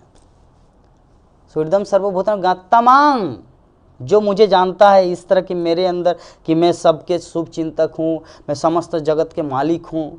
ज्ञाता मांग शांति मृच्छति, वो व्यक्ति शांति को प्राप्त करता है। तो नारद मुनि यही चतुर्थ श्लोक में आज बता रहे हैं कि शांति कौन प्राप्त करते हैं? जब कोई ये भक्तिमय सेवा इस सिद्ध स्तर को प्राप्त करता है। तो यौगिक पद्धति में जैसे हम लोग देखते हैं कि कोई व्यक्ति योग पद्धति की 8 यौगिक शक्तियों में से किसी एक की इच्छा कर सकता है। जैसे सबसे छोटा हो जाना, अनिमा, लघिमा, अलग अलग जो है, सबसे भारी हो जाना, अथवा किसी भी इच्छित वस्तु को प्राप्त कर लेना। परंतु ये प्राप्तियां भौतिक है, वो सिद्धि नहीं है। सिद्धि क्या है? ये तो भौतिक है ना। जैसे हम लोग उदाहरण देते हैं कि कोई हो सकता हल्का हो जाता, पानी के ऊपर चल सकते हैं, पानी के ऊपर चल सकते हैं। तो नवद्वीप से मायापुर, मायापुर से नवद्वीप अगर कोई पानी के ऊपर चल जाए, मतलब चल के जा सकते हैं, उसको तैरना स्विमिंग में भी ना करना पड़े, नाव भी न लेना पड़े, ऐसे चल के आराम से जैसे हम लोग जमीन पे चलते हैं। तो उसके लिए उसको जीवन भर तपस्या करना पड़ता है। हाँ, हिमालय की गुफा में जाकर कितना दिन वो बूढ़ा बन जाते हैं व्यक्ति। युवावस्था में जाएंगे तो बूढ़ा होकर वो उनको सिद्धि प्राप्ति होगा। तो श्रील प्रभुपाद बोलते कि 3 रुपया लगेगा कहीं पर पार होने में। एक बार की ये घटना है,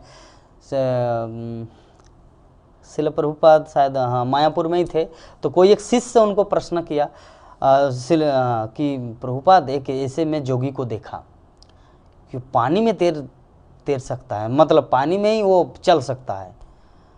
तो प्रभुपाद बोले कि वो जीवन भर जो इतना कुछ तपस्या की, वो 5 रुपये में, वो 5 रुपये का तपस्या है। हाँ 5 रुपये, क्योंकि हम लोग उदाहरण स्वरूप हम लोग प्रैक्टिकल लाइफ में देखते हैं ना कि मान लीजिए अभी मुझे नवद्वीप जाना है तो 3 रुपया दे दूंगा नौका वाला को, चलो पार कर दो, मेरा कृष्ण भक्ति भी होगा, बेकार उसके लिए मुझे हिमालय जाकर तपस्या भी नहीं करना पड़ेगा, जस्ट 3 रुपया फेंकना है। तो यही विषय वस्तु की हमारे जीवन में भक्त जो होता है ना, खूब अत्यंत बुद्धिमान होता है। समस्त जोगियों में जो कृष्ण भक्त होता है सबसे चतुर होता है। तो वास्तविक सिद्धि क्या है? कृष्ण भक्ति। ये भौतिक सिद्धि जो है ना, वो सिद्धि नहीं है। तो सिद्धि का अर्थ क्या है? श्रील प्रभुपाद तात्पर्य में लिखते हैं, सिद्धि का अर्थ है कि अपना आदि आध्यात्मिक स्वरूप पुनः पाकर भगवान की प्रेममयी सेवा में नियुक्त होना, यह है सिद्धि। वास्तविक जो सिद्धि है हमारे जीवन में, वो सिद्धि क्या है? क्योंकि देखिए अभी हम लोग मनुष्य शरीर में हैं, किसी जीवन में हम कोई पशु था, और हो सकता है कुछ अब बहुत अच्छा काम करेंगे अभी, तो अगले जीवन में देवता बनूंगा। तो देवता बनने के बाद भी देवता से तो देवलोक से तो भगवत धाम नहीं जा सकते, कि देवता को भी भारतवर्ष में मनुष्य के रूप में जन्म लेना पड़ता, तब वो भगवान कृष्ण को प्राप्त करेगा, भगवत धाम जाएगा। क्योंकि स्वर्गलोक भी भौतिक ब्रह्मांड के ही अंतर्गत आता है। स्वर्गलोक जो है वो भी भौतिक ब्रह्मांड में ही आता है, और भगवत धाम बियॉन्ड मेटेरियल क्रिएशन। हाँ, हमारे भौतिक आकाश जो है इससे परे है। तो सिद्धि जो है ना, वास्तविक सिद्धि हमारे जीवन में क्या, जो मनुष्य शरीर हम लोग को प्राप्त हुआ है, अभी कृष्ण का शुद्ध भक्त बनना है। हमारे जो ओरिजिनल जो स्वरूप है, जीवेर स्वरूप हो नित्य कृष्णदास। तो नारद मुनि पंचम श्लोक में बता रहे हैं कि जत प्राप्य न किंचित दांछन्ति न सोचति न देष्टि न रमते नोत्साही भवति, कि ऐसी शुद्ध भक्तिमय सेवा में नियुक्त व्यक्ति न तो इंद्रिय तृप्ति हेतु कोई इच्छा करता है, न किसी हानि का शोक करता है, न किसी से द्वेष करता है, न अपने लिए कोई हर्ष मनाता है, और न ही भौतिक क्रिया में अति उत्साही होता है। नारद मुनि बता रहे हैं, शुद्ध भक्ति का वर्णन कर रहे हैं। हम लोग इस चीज़ के माध्यम से, एक जैसे किसी का बुखार आता है, तो थर्मामीटर के माध्यम से उसको पता चलता है कि मेरा कितना बुखार है। तो जो नारद भक्ति सूत्र है, जो नारद भक्ति दर्शन है, नारद मुनि जो जगत गुरु, विश्व गुरु, ब्रह्मांड गुरु, अखिल ब्रह्मांड के गुरु, उनका जो फिलोसॉफी नारद भक्ति दर्शन, उनका जो सूत्र, जो थर्मामीटर, उनके माध्यम वो जैसे जैसे बोल रहे कि उसमें अगर हम लोग सही उतर रहे तो समझिए कि हम लोग भक्ति के स्तर में हैं, अन्यथा हम लोग भक्ति के राज्य में अभी तक प्रवेश ही नहीं किए हैं, है ना। नारद मुनि क्या क्या बता रहे हैं।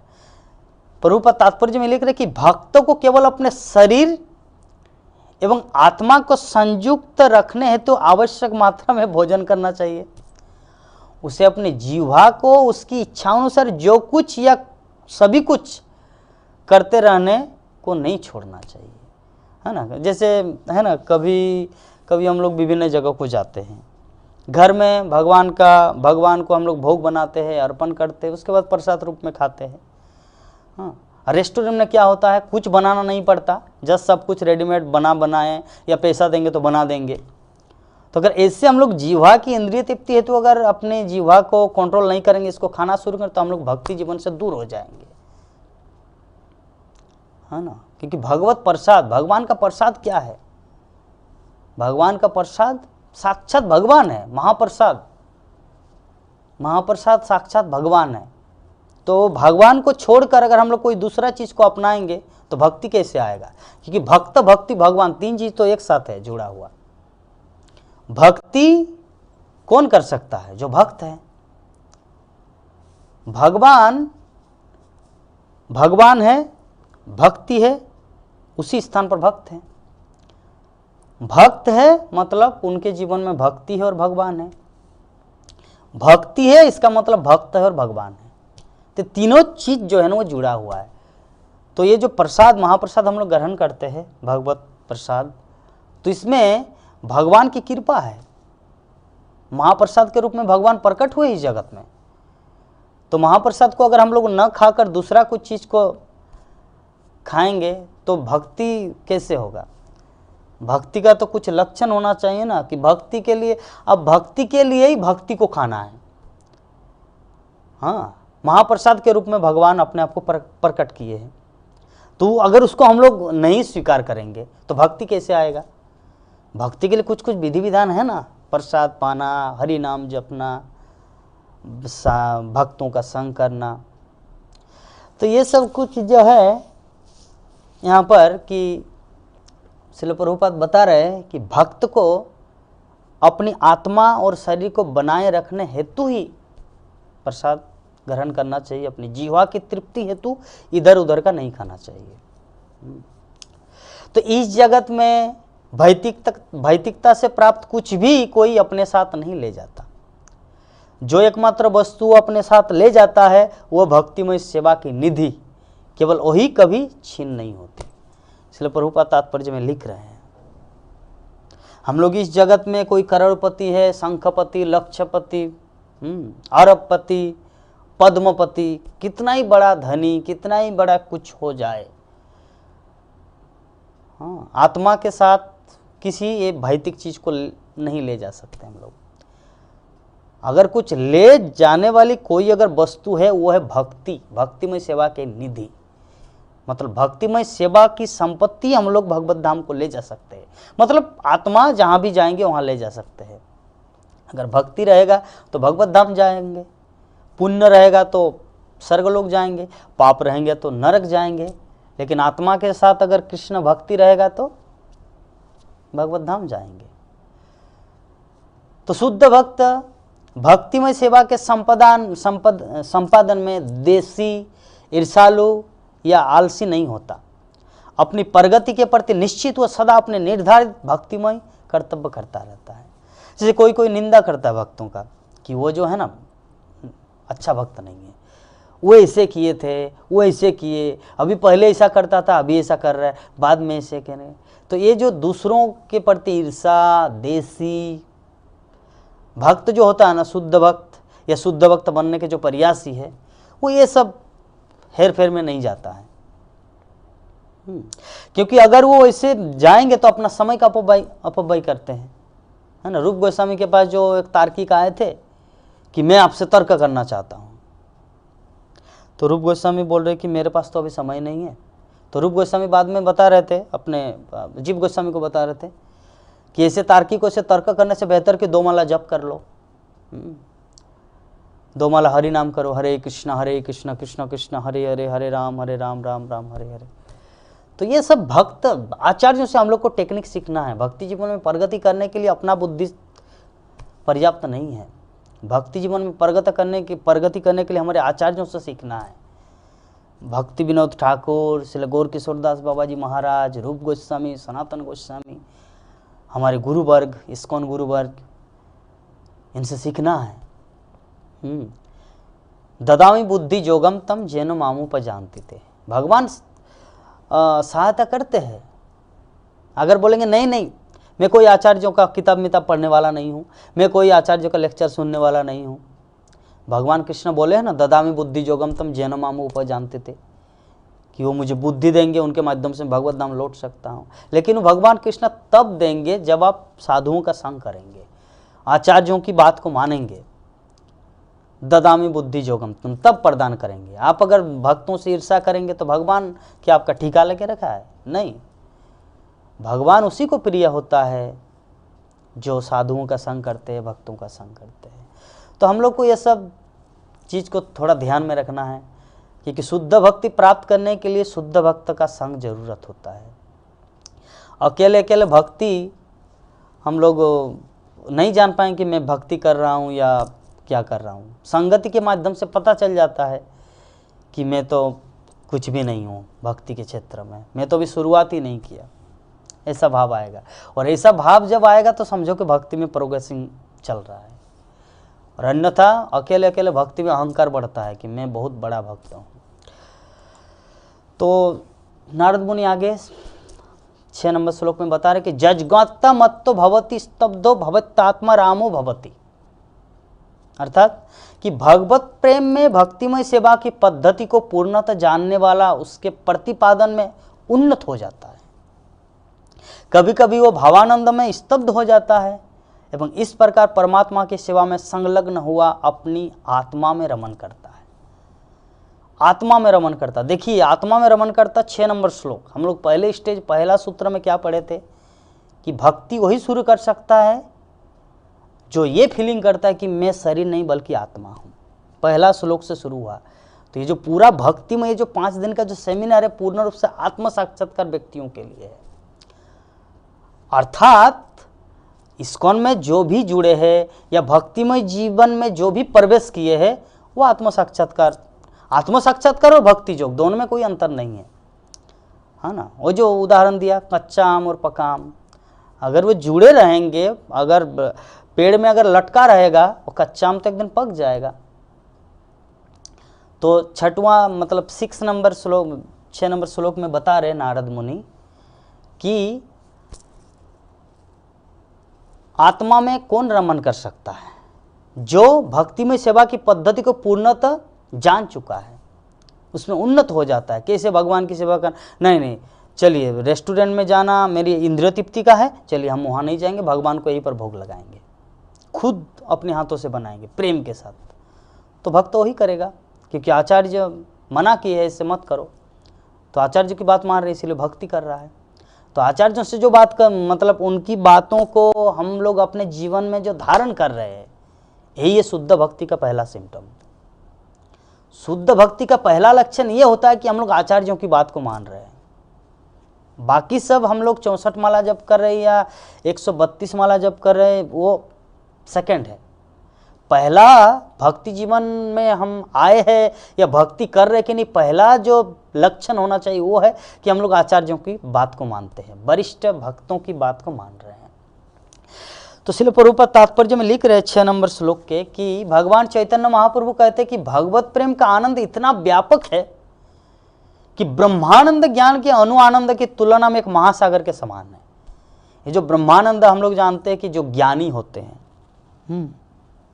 ज्ञानी भक्त, ज्ञानी क्या करते हैं, वो शून्य का ध्यान करता है। ब्रह्मानंद भगवान के निराकार ज्योति का ध्यान करता है। लेकिन जो भक्ति में जो आनंद है वो क्या है, महासागर के समान तुलना किया गया है, चैतन्य महाप्रभु बोल रहे हैं। और ब्रह्मानंद की तुलना एक बूंद। तो सभी वैदिक शास्त्रों में भक्तिमय सेवा में उन्मत्तता के स्तर को सर्वोच्च सिद्ध स्तर कहा गया है। ये साधारण व्यक्तियों अभक्तों द्वारा प्राप्त नहीं है। ये जो भक्ति में जो उन्मत्तता मतलब क्या है, उन्मत्तता मतलब जैसे नारद मुनि बता रहे हैं कि भावानंद में स्तब्ध हो जाता है। जैसे उदाहरण स्वरूप श्रील भक्ति सिद्धांत सरस्वती ठाकुर एक बार प्रवचन दे रहे थे, तो ऐसे राधा रानी कृष्ण का ऐसा कुछ लीला वर्णन करते करते वो कुछ बोल ही नहीं पा रहे थे, अपने रूम में जाके रो रहा था। तो भक्ति सिद्धांत सरस्वती ठाकुर ऐसा क्यों किए, वहाँ पे पब्लिक के सामने क्यों नहीं रोए? हाँ, क्योंकि उनको पता है कि साधारण लोग नहीं समझेंगे इस चीज़ को। ये रूम में जाके अपने कमरे में जाके रो रहा था, कृष्ण प्रेम गदगद हो गया था। तो साधारण व्यक्ति इस चीज़ को नहीं समझ सकता। तो सेकंड स्टेप में, सेकंड लाइन में श्रील प्रभुपाद तात्पर्य में लिख रहा है कि श्रील भक्ति सिद्धांत सरस्वती ठाकुर कहते हैं प्रेमामयी सेवा की सर्वोच्च सिद्धावस्था की प्राप्ति से रहित अध्यात्म ज्ञान विहीन व्यक्तियों के कृत्रिम रूप से हंसने, रोने या नाचने से उन्हें किसी मंगल की प्राप्ति नहीं हो सकती।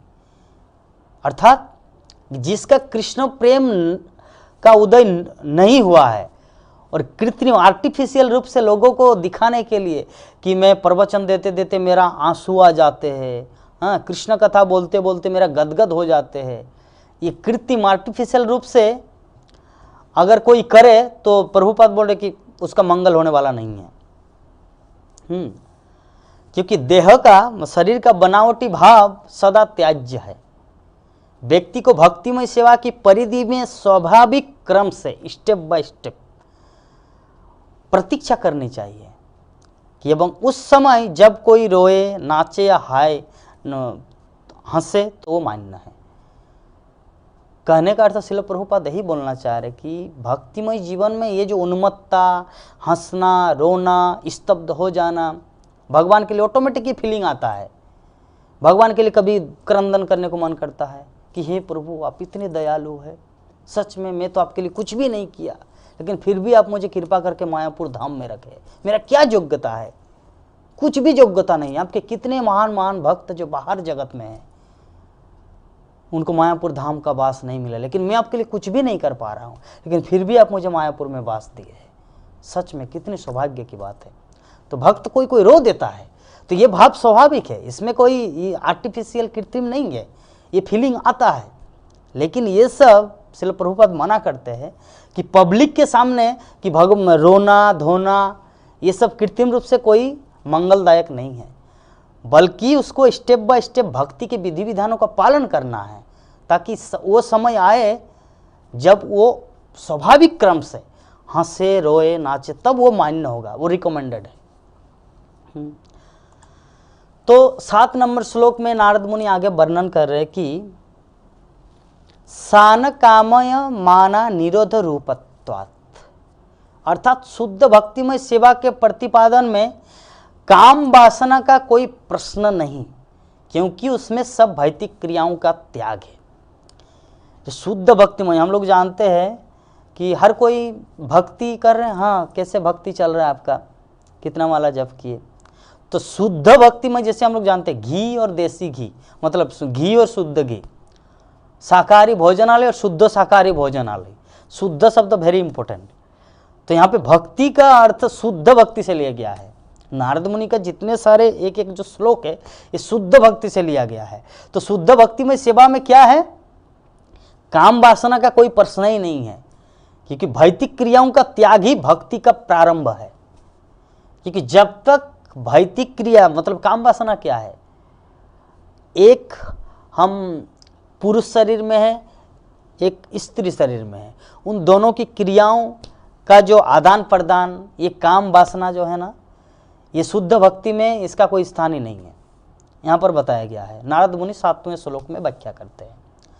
तो श्रील प्रभुपाद तात्पर्य में 2-3 पॉइंट बता रहे कि मनुष्यों के लिए विभिन्न प्रकार के कर्तव्य है, जैसे राजनीतिक कर्तव्य, वैदिक अनुष्ठानों का पालन, देह धारण के कर्तव्य एवं सामाजिक औपचारिकताएं तथा परंपराएं।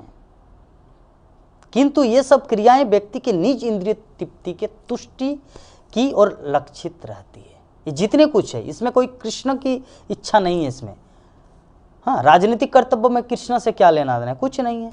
वैदिक अनुष्ठानों का पालन, ये भी कृष्ण से कुछ नहीं। वैदिक अनुष्ठान मतलब जैसे कर्मकांडी सेक्शन की बात है।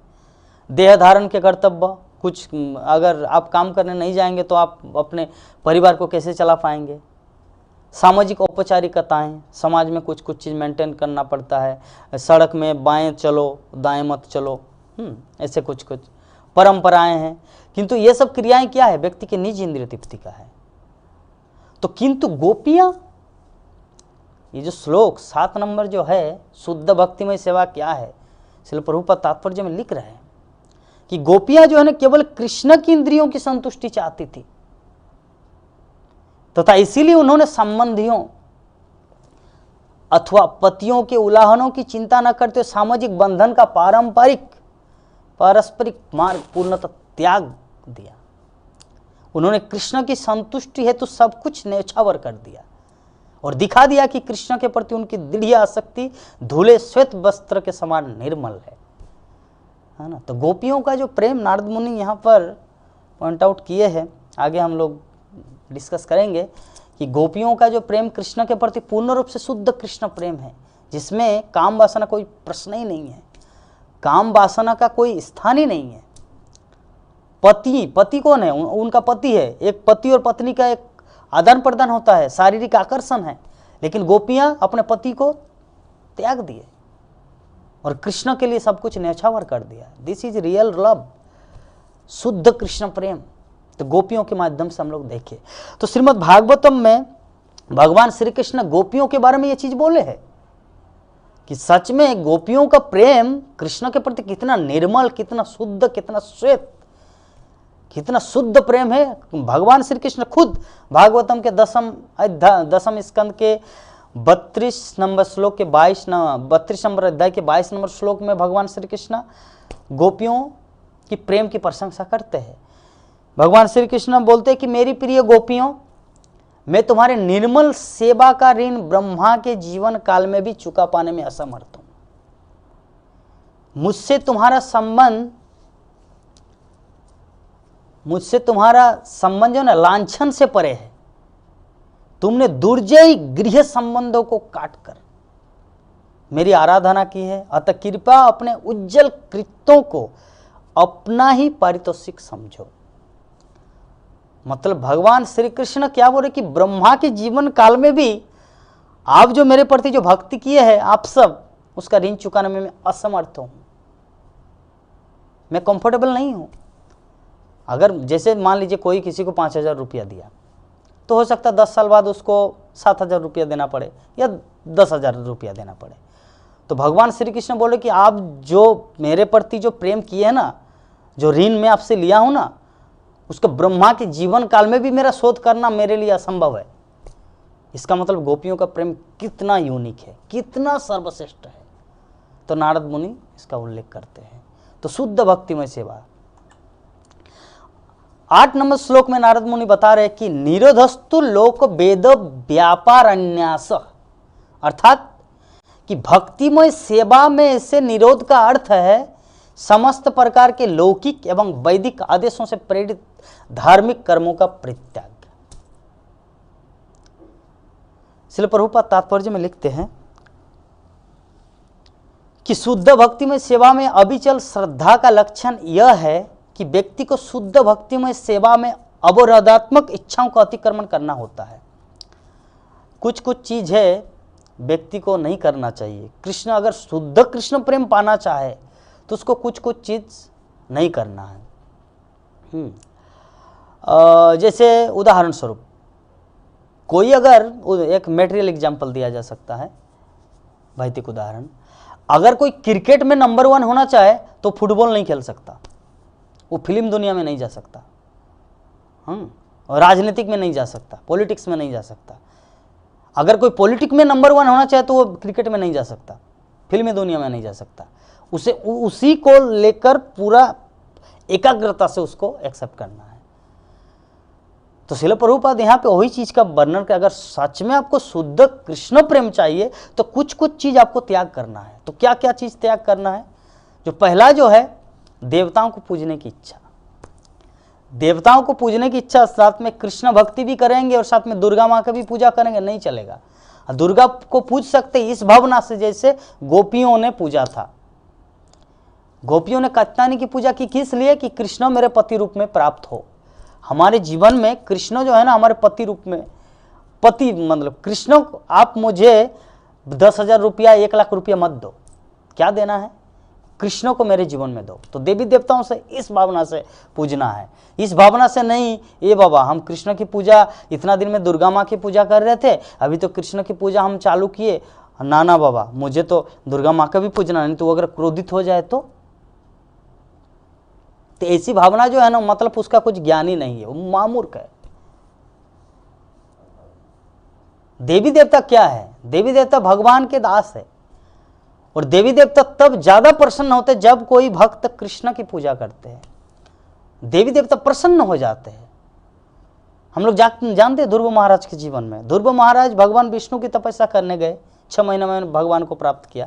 तो उसमें जितने सारे देवी देवता, पहले तो यद्यपि इंद्र थोड़ा सा डगमगा रहे थे कि शायद मेरे कुर्सी अर्थात सिंहासन इंद्रासन को प्राप्त करने के कारण ध्रुव महाराज तपस्या करती, उसको ये डाउट था। खैर नारद मुनि की कृपा से वो कन्फ्यूजन दूर हो गया। तो बाद में देवी दुर्गा अर्थात पार्वती उसके पास, ध्रुव महाराज को हर तरह से रक्षा किया। जो जंगल में जो जीव जंतु जो है उसको कोई हानि ना पहुंचाए, इसलिए दुर्गा देवी वहाँ पर ध्रुव महाराज की रक्षा करते थे। क्यों? ध्रुव महाराज कितना महान है कि उनकी रक्षा करें? महान इसलिए क्योंकि कृष्ण की पूजा कर रहे हैं। तो जो कृष्ण की भक्ति करता है उससे बड़ा महान इस जगत में कोई नहीं है। इसीलिए श्रील प्रभुपाद इसमें पॉइंट आउट कर रहे हैं कि अगर सच में शुद्ध कृष्ण भक्ति को प्राप्त करना है तो पहला चीज को त्यागना है, वो पहला चीज है देवताओं की पूजने की इच्छा। द्वितीय है कृष्ण से अलग किसी दूसरे की सेवा की इच्छा। कृष्ण, श्रील प्रभुपाद उदाहरण देते हैं, 2 तरह का सेवा होता है। इंग्लिश में बोले थे Prabhupada, if you not serve God then you will serve dog. DOG dog, GOD God. God इधर से गॉड, उधर से डॉग। अगर कृष्ण की सेवा नहीं करेंगे तो कुत्ता की सेवा करना पड़ेगा, और कृष्ण की सेवा करेंगे तो कुत्ता की सेवा नहीं करना पड़ेगा। तो कृष्ण से अलग किसी दूसरे की सेवा की इच्छा नहीं करना है, कृष्ण की सेवा। तो अभी कोई प्रश्न कर सकता, प्रभु जी मैं तो नौकरी करता हूं, मैं तो जॉब करता हूं, लेकिन वो तो एक मटेरियल कंपनी है, शायद जैसे कोई भी एक कोई कंपनी में काम करते हैं, जैसे कोई उदाहरण, चलिए कोई भी उदाहरण, जैसे वो इस्कॉन में सेवा नहीं करता, लेकिन वो इस्कॉन का रूल्स रेगुलेशन प्रभुपाद का दिया गया नियम विधि विधानों को पालन करते हैं, 16 माला जप करते हैं, भागवतम क्लास ज्वाइन करते हैं, भागवतम पढ़ते हैं, हाँ निरामिष खाता है, भगवान का भोग प्रसादम ग्रहण करते हैं, लेकिन वो काम करते बाहर जगत में, किसी कंपनी में, टाटा मोटर्स में या कुछ भी हो। तो अगर कोई प्रश्न पूछे, प्रभु जी मैं तो कृष्ण की सेवा नहीं कर रहा हूँ, मैं तो ये कर रहा हूँ, तो इसके लिए कोई चिंता करने की जरूरत नहीं। मेरे गुरु महाराज बोलते थे कि जैसे देखिए, आपके घर में बच्चा है, पत्नी है, परिवार के सदस्य है, तो आप उस घर में आपका लड्डू गोपाल भी है, तो उस घर का मालिक कौन है? आप खुद हो या लड्डू गोपाल है? एक प्रश्न किए थे एक भक्त गुरु महाराज से, तो गुरु महाराज उसके रिप्लाई में बोले थे, तो भक्त ने बोला कि घर का मालिक लड्डू गोपाल। तो अगर घर का मालिक लड्डू गोपाल है तो जितने सारे बच्चे कौन है, आपके हैं या लड्डू गोपाल के हैं? बोले कि लड्डू गोपाल के हैं। अच्छा, आपकी जो पत्नी है वो आपकी पत्नी है या कृष्ण की दासी है? भक्त बोले कि कृष्ण की दासी है। तो आपका कर्तव्य अभी क्या है? आप क्या हो? Who are you? तो तुम कौन हो? तो कुछ अटपटांग कुछ जवाब नहीं दे पा रहे। तब गुरु महाराज बोले तुम उस घर के दास हो, घर के नौकर हो। कृष्णा अगर उस घर का मालिक है तो तुम उस घर के नौकर हो। तो नौकर का काम क्या है? मालिक की सेवा करना। तो तुम अगर बाहर में जाकर किसी कंपनी में भी काम कर रहे हो, किसी फैक्ट्री में भी काम कर रहे हो, पैसा जुगाड़ कर रहे हो उस परिवार को चलाने के लिए, क्योंकि परिवार तो कृष्ण का है, लड्डू गोपाल का है, तो उस परिवार को चलाने के लिए आप जो बाहर में काम कर रहे हो, मतलब आप कुत्ते की सेवा नहीं कर रहे, आप कृष्ण की सेवा कर रहे हैं, जीओडी गॉड। तो ये कुछ फिलोसॉफी है, ये कुछ भक्ति का फिलोसॉफी है। तो कुछ पॉइंट है श्रील प्रभुपाद जो यहाँ पर बताए हैं कि भक्ति, शुद्ध भक्ति प्राप्त करने के लिए, तो द्वितीय हम लोग देखें कि कृष्ण से अलग किसी दूसरे की सेवा की इच्छा। तो हम लोग समझ गए कि जो कृष्ण भक्ति में आ गए वो कुछ भी करे वो कृष्ण की सेवा है। तृतीय में कि कृष्ण से अपने संबंध के बिना इंद्रिय तृप्ति की इच्छा। कृष्ण से हमारा जो सभी जीवात्मा का कृष्ण के साथ संबंध है। ऐसा नहीं है कि राधा रानी के साथ कृष्ण का संबंध है, अर्जुन का कृष्ण के संबंध है, उद्धव का कृष्ण के साथ संबंध है, मेरा कृष्ण के साथ कुछ नहीं है। नो, सभी जीवात्मा का कृष्ण के साथ संबंध है। तो संबंध कब वो स्टैब्लिश होगा? चैतन्य चरितामृत में वर्णन है कि नित्य सिद्ध कृष्ण प्रेम साध्य कभु नय, सर्वनादि शुद्ध चित्ते करोय उदय। ये जो शुद्ध प्रेम है, नित्य कृष्ण प्रेम, ये जो कृष्ण के साथ जो हमारा संपर्क, ये नित्य है, इटर्नल है, सनातन है। तो इसको जगाया जा सकता कैसे? सर्वनादि शुद्ध चित्ते। सर्वनादि मतलब सर्वन, कीर्तन, स्मरणम, पाद सेवनम, अर्चनम, वंदनम, दास्यम, सक्कम, आत्मनिर्भर, ये जो भक्ति की विधि है, सर्वनादि। सर्वनादि शुद्ध चित्ते, चित्ते मतलब हार्ट, शुद्ध मतलब प्योर, शुद्ध चित्ते। करोय उदय, मैनिफेस्ट, मतलब उसको उदय करना है। कैसे उदय होगा? श्रवण आदि। ये जो कुछ प्रक्रिया है, जो पहला स्टेप है श्रवण करना। नित्य सिद्ध कृष्ण प्रेम साध्य को बनोय, श्रवण आदि शुद्ध चित्ते करोय उदय।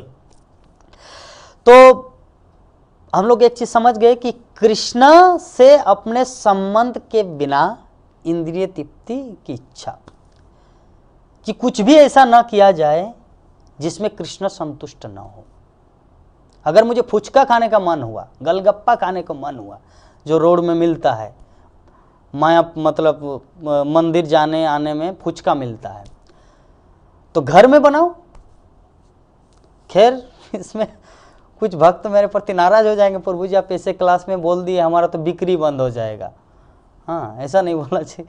तो ठीक है, आप भी अगर बेच रहे तो आप भी भगवान से ये प्रार्थना करो, हे प्रभु जो मेरे दुकान में आके फुचका खाए उसको थोड़ा सा तो कृष्ण प्रेम प्राप्त हो, तब एक साथ में दोनों हो जाएगा।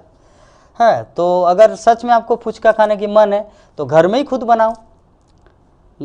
आलू को ये करना है, जो लाइक दैट, जो जैसे किया जाता है। और दूसरा साधन है जो बिक्री, जो बेचते हैं उनका भी मन को थोड़ा शुद्ध होना है कि हे प्रभु कि मैं तो सब समय एक एक फुचका का आपको तो भोग नहीं लगा सकता, तो मायापुर धाम में मैं इसे बेच रहा हूँ, तो कृपा करके जो भी इसे खाए थोड़ा सा उसको भक्ति मिले। तो ठीक है, खाने वाला भी लाभदायक, मतलब वो भी भक्ति को प्राप्त होगा, और जो बेचने वाला उनका भी कर्म फल का भोग नहीं करना पड़ेगा। तो ये कुछ चीज़ है। तो 4-5 पॉइंट है श्रील प्रभुपाद बताए भक्तिमय शुद्ध भक्ति को प्राप्त करने के लिए। तो चौथा पॉइंट है कि निर्विशेष ज्ञान के अनुशीलन की इच्छा तथा उसके कारण कृष्ण का विस्मरण। जैसे निर्विशेष ज्ञान, जैसे कोई व्यक्ति होते हैं, जैसे हम लोग चैतन्य महाप्रभु के जीवन, चैतन्य महाप्रभु के लीला में देखे हैं, जो मुकुंद था, मुकुंद महाप्रभु के दल में जब रहते थे तो महाप्रभु का कृष्ण भक्ति, शुद्ध कृष्ण भक्तिमय सेवा का जो विश्लेषण वो सुनते थे। और कभी कभी मायावादियों का भी संग करते थे। वो मायावादी, अद्वैतवादी, निर्विशेषवादी, उन लोगों से भी फिलोसॉफी सुनता था। निराकारवादियों का भी फिलोसॉफी सुनते थे और महाप्रभु का वैष्णव फिलोसॉफी सुनते थे। तो इसीलिए महाप्रभु उसको रिजेक्ट कर दिया कि मैं तुम्हारा मुख नहीं देखना चाहता। तो इसीलिए शुद्ध कृष्ण प्रेम को प्राप्त करने के लिए कुछ कुछ चीज़ जो है उसको त्यागना जरूरी है, नहीं तो शुद्ध चीज़ मिलेगा नहीं। जैसे उदाहरण दिया पहले ही, अगर सच में आपको क्रिकेटर में महान बनना है तो आपको बाकी चीज़ में उतना ध्यान नहीं देना है, इसमें ही आपको फोकस करना अपना माइंड को।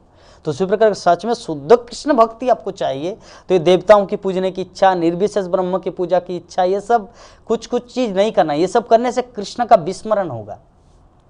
और हमारे भक्ति जीवन में या हमारे मानव जीवन में जो कृष्ण के प्रति विस्मरण हमारे जीवन का सबसे बड़ा हानि, मतलब वो अशुभ क्षण है। पंचम है स्वयं को परम तत्व में स्थित करने की इच्छा। अगर खुद को सोचे अरे नहीं मैं भी तो कोई कम नहीं हूं, मैं अपने आप को दास क्यों बोलूं बाबा, जीवेर कृष्ण, जीवेर स्वरूप है कृष्ण नित्य दास, ना मैं दास नहीं हो सकता, मैं भगवान बनूंगा। अगर ऐसा भाव रहेगा तो शुद्ध कृष्ण भक्ति नहीं प्राप्त होगा। तो 5 पॉइंट श्रील प्रभुपाद यहाँ पे बताए। तो जिस प्रयत्न में भक्तिमय सेवा के आनंद का रंच मात्र भी नहीं रहता, व्यक्ति को इन सभी इच्छाओं का परित्याग करके एकमात्र भगवान की प्रेममय भक्तिमय सेवा में नियोजित हो जाना चाहिए। जिस प्रयत्न में, जैसे हर कुछ प्रयत्न होता है जिसमें भगवान, अगर मान लीजिए कुछ मैं काम कर रहा हूं तो आप पहले उसको डिसाइड करना कि इसके माध्यम से क्या कृष्ण प्रसन्न होंगे, ऐसे भाव से कुछ भी करना है। मैं मंदिर में अभी संध्या आरती गाऊंगा तो सोचना है क्या मैं ज़्यादा फेमस सिंगर हूं इस माध्यम, इसके कारण आप गा रहे हैं या भगवान की प्रसन्नता के लिए गा रहे हैं। भगवान की प्रसन्नता के लिए गाना है। ऐसा नहीं कि मैं सुंदर नहीं गाता हूं या मैं बहुत सुंदर गाता हूं ना, आपको इस भावना से गाना है कि मैं कृष्ण के लिए गा रहा हूं, महाप्रभु के लिए गा रहा हूं। तो भगवान की सेवा के सिवा अन्य कुछ भी करना माया की सेवा के अंतर्गत आता है। श्रील प्रभुपाद लास्ट कलम तात्पर्य में लिख दिया कि कृष्ण की सेवा के सिवा, मतलब कृष्ण की सेवा को छोड़कर अन्य कुछ भी करना क्या है, माया की सेवा के अंतर्गत आता है। तो ये कुछ कुछ पॉइंट हम लोग को, यही है आचार्यों का थर्मोमीटर, हम लोग को लगाना है कि हम लोग सच में भक्ति कर रहे कि नहीं कर रहे, इसका पता चलेगा। तो 9वां जो श्लोक है, नारद मुनि बता रहे कि नियता तद विरोधी सुनित उदासीनता च, अर्थात वैराग्य से अभिप्राय है भगवान में अनन्यता तथा उनकी सेवा के प्रतिकूल विषय में उदासीनता। क्या बोलना चाह रहे नारद मुनि? वैराग्य क्या है? वैराग्य का अभिप्राय क्या है कि भगवान में अनन्यता। अनन्य मतलब नो अन्य, कोई दूसरा चीज नहीं, एकमात्र कृष्ण, इसे कहा जाता है अनन्य। तो अनन्य, तो भगवान की अनन्यता की जो सेवा है ना, और उनके प्रतिकूल मतलब उदाहरण स्वरूप, चलिए मटेरियल उदाहरण, कि मैं अभी फेसबुक चलाऊंगा, तो फेसबुक चला के आप क्या देखें, फेसबुक में क्या लाइव में ये भागवत कथा देख रहे हैं, ये नारद भक्ति सूत्र का जो दर्शन का जो फिलोसॉफी चल रहा है, ये कथा सुन रहे हैं, या फेसबुक में कुछ ये कर रहे हैं, या फेसबुक में जो पेज है हमारे इस्कॉन मायापुर डेली दर्शन, राधा माधव का सुंदर सिंगार, इस्कॉन मुंबई, राधा रास बिहारी, इस्कॉन वृंदावन, राधा श्याम सुंदर, कृष्ण बलराम, ये सिंगार देख रहे हैं या कोई दूसरा चीज देख रहे हैं? तो अगर फेसबुक के माध्यम से आप कृष्ण सेवा कर रहे हैं तो दिस इज गुड, ये बहुत अच्छा है। लेकिन अगर आप उनके माध्यम से दूसरा कुछ कर रहे हैं तो आप भक्ति नहीं कर रहे हैं। तो ये कुछ कुछ चीज है। तो वैराग्य का अर्थ होता है, सच्चा वैराग्य रूप गोस्वामी बताए कि फल्गु वैराग्य और युक्त वैराग्य, 2 प्रकार के वैरागी होते हैं। एक वैरागी होते हैं जी पूर्ण ना बाबा मोबाइल में यूज नहीं करूंगा क्योंकि माया है, क्योंकि इसमें बहुत कुछ ये सब वो सब आता है। नहीं, मोबाइल में और भी बहुत कुछ आता है। इसमें गुरु महाराज का लेक्चर है, प्रभुपाद का लेक्चर है, गीतावेद से, वेदावेद से पढ़ सकते हैं, अनंत संहिताएं हैं, इतने सारे ग्रंथ है, पढ़ सकते हैं। कितना कुछ अनुकूल भी है, प्रतिकूल भी है। तो आपको क्या चीज करना है? अनुकूल को एक्सेप्ट करना है, प्रतिकूल को प्रतिकूल विवर्जनम, इसको हटा देना है।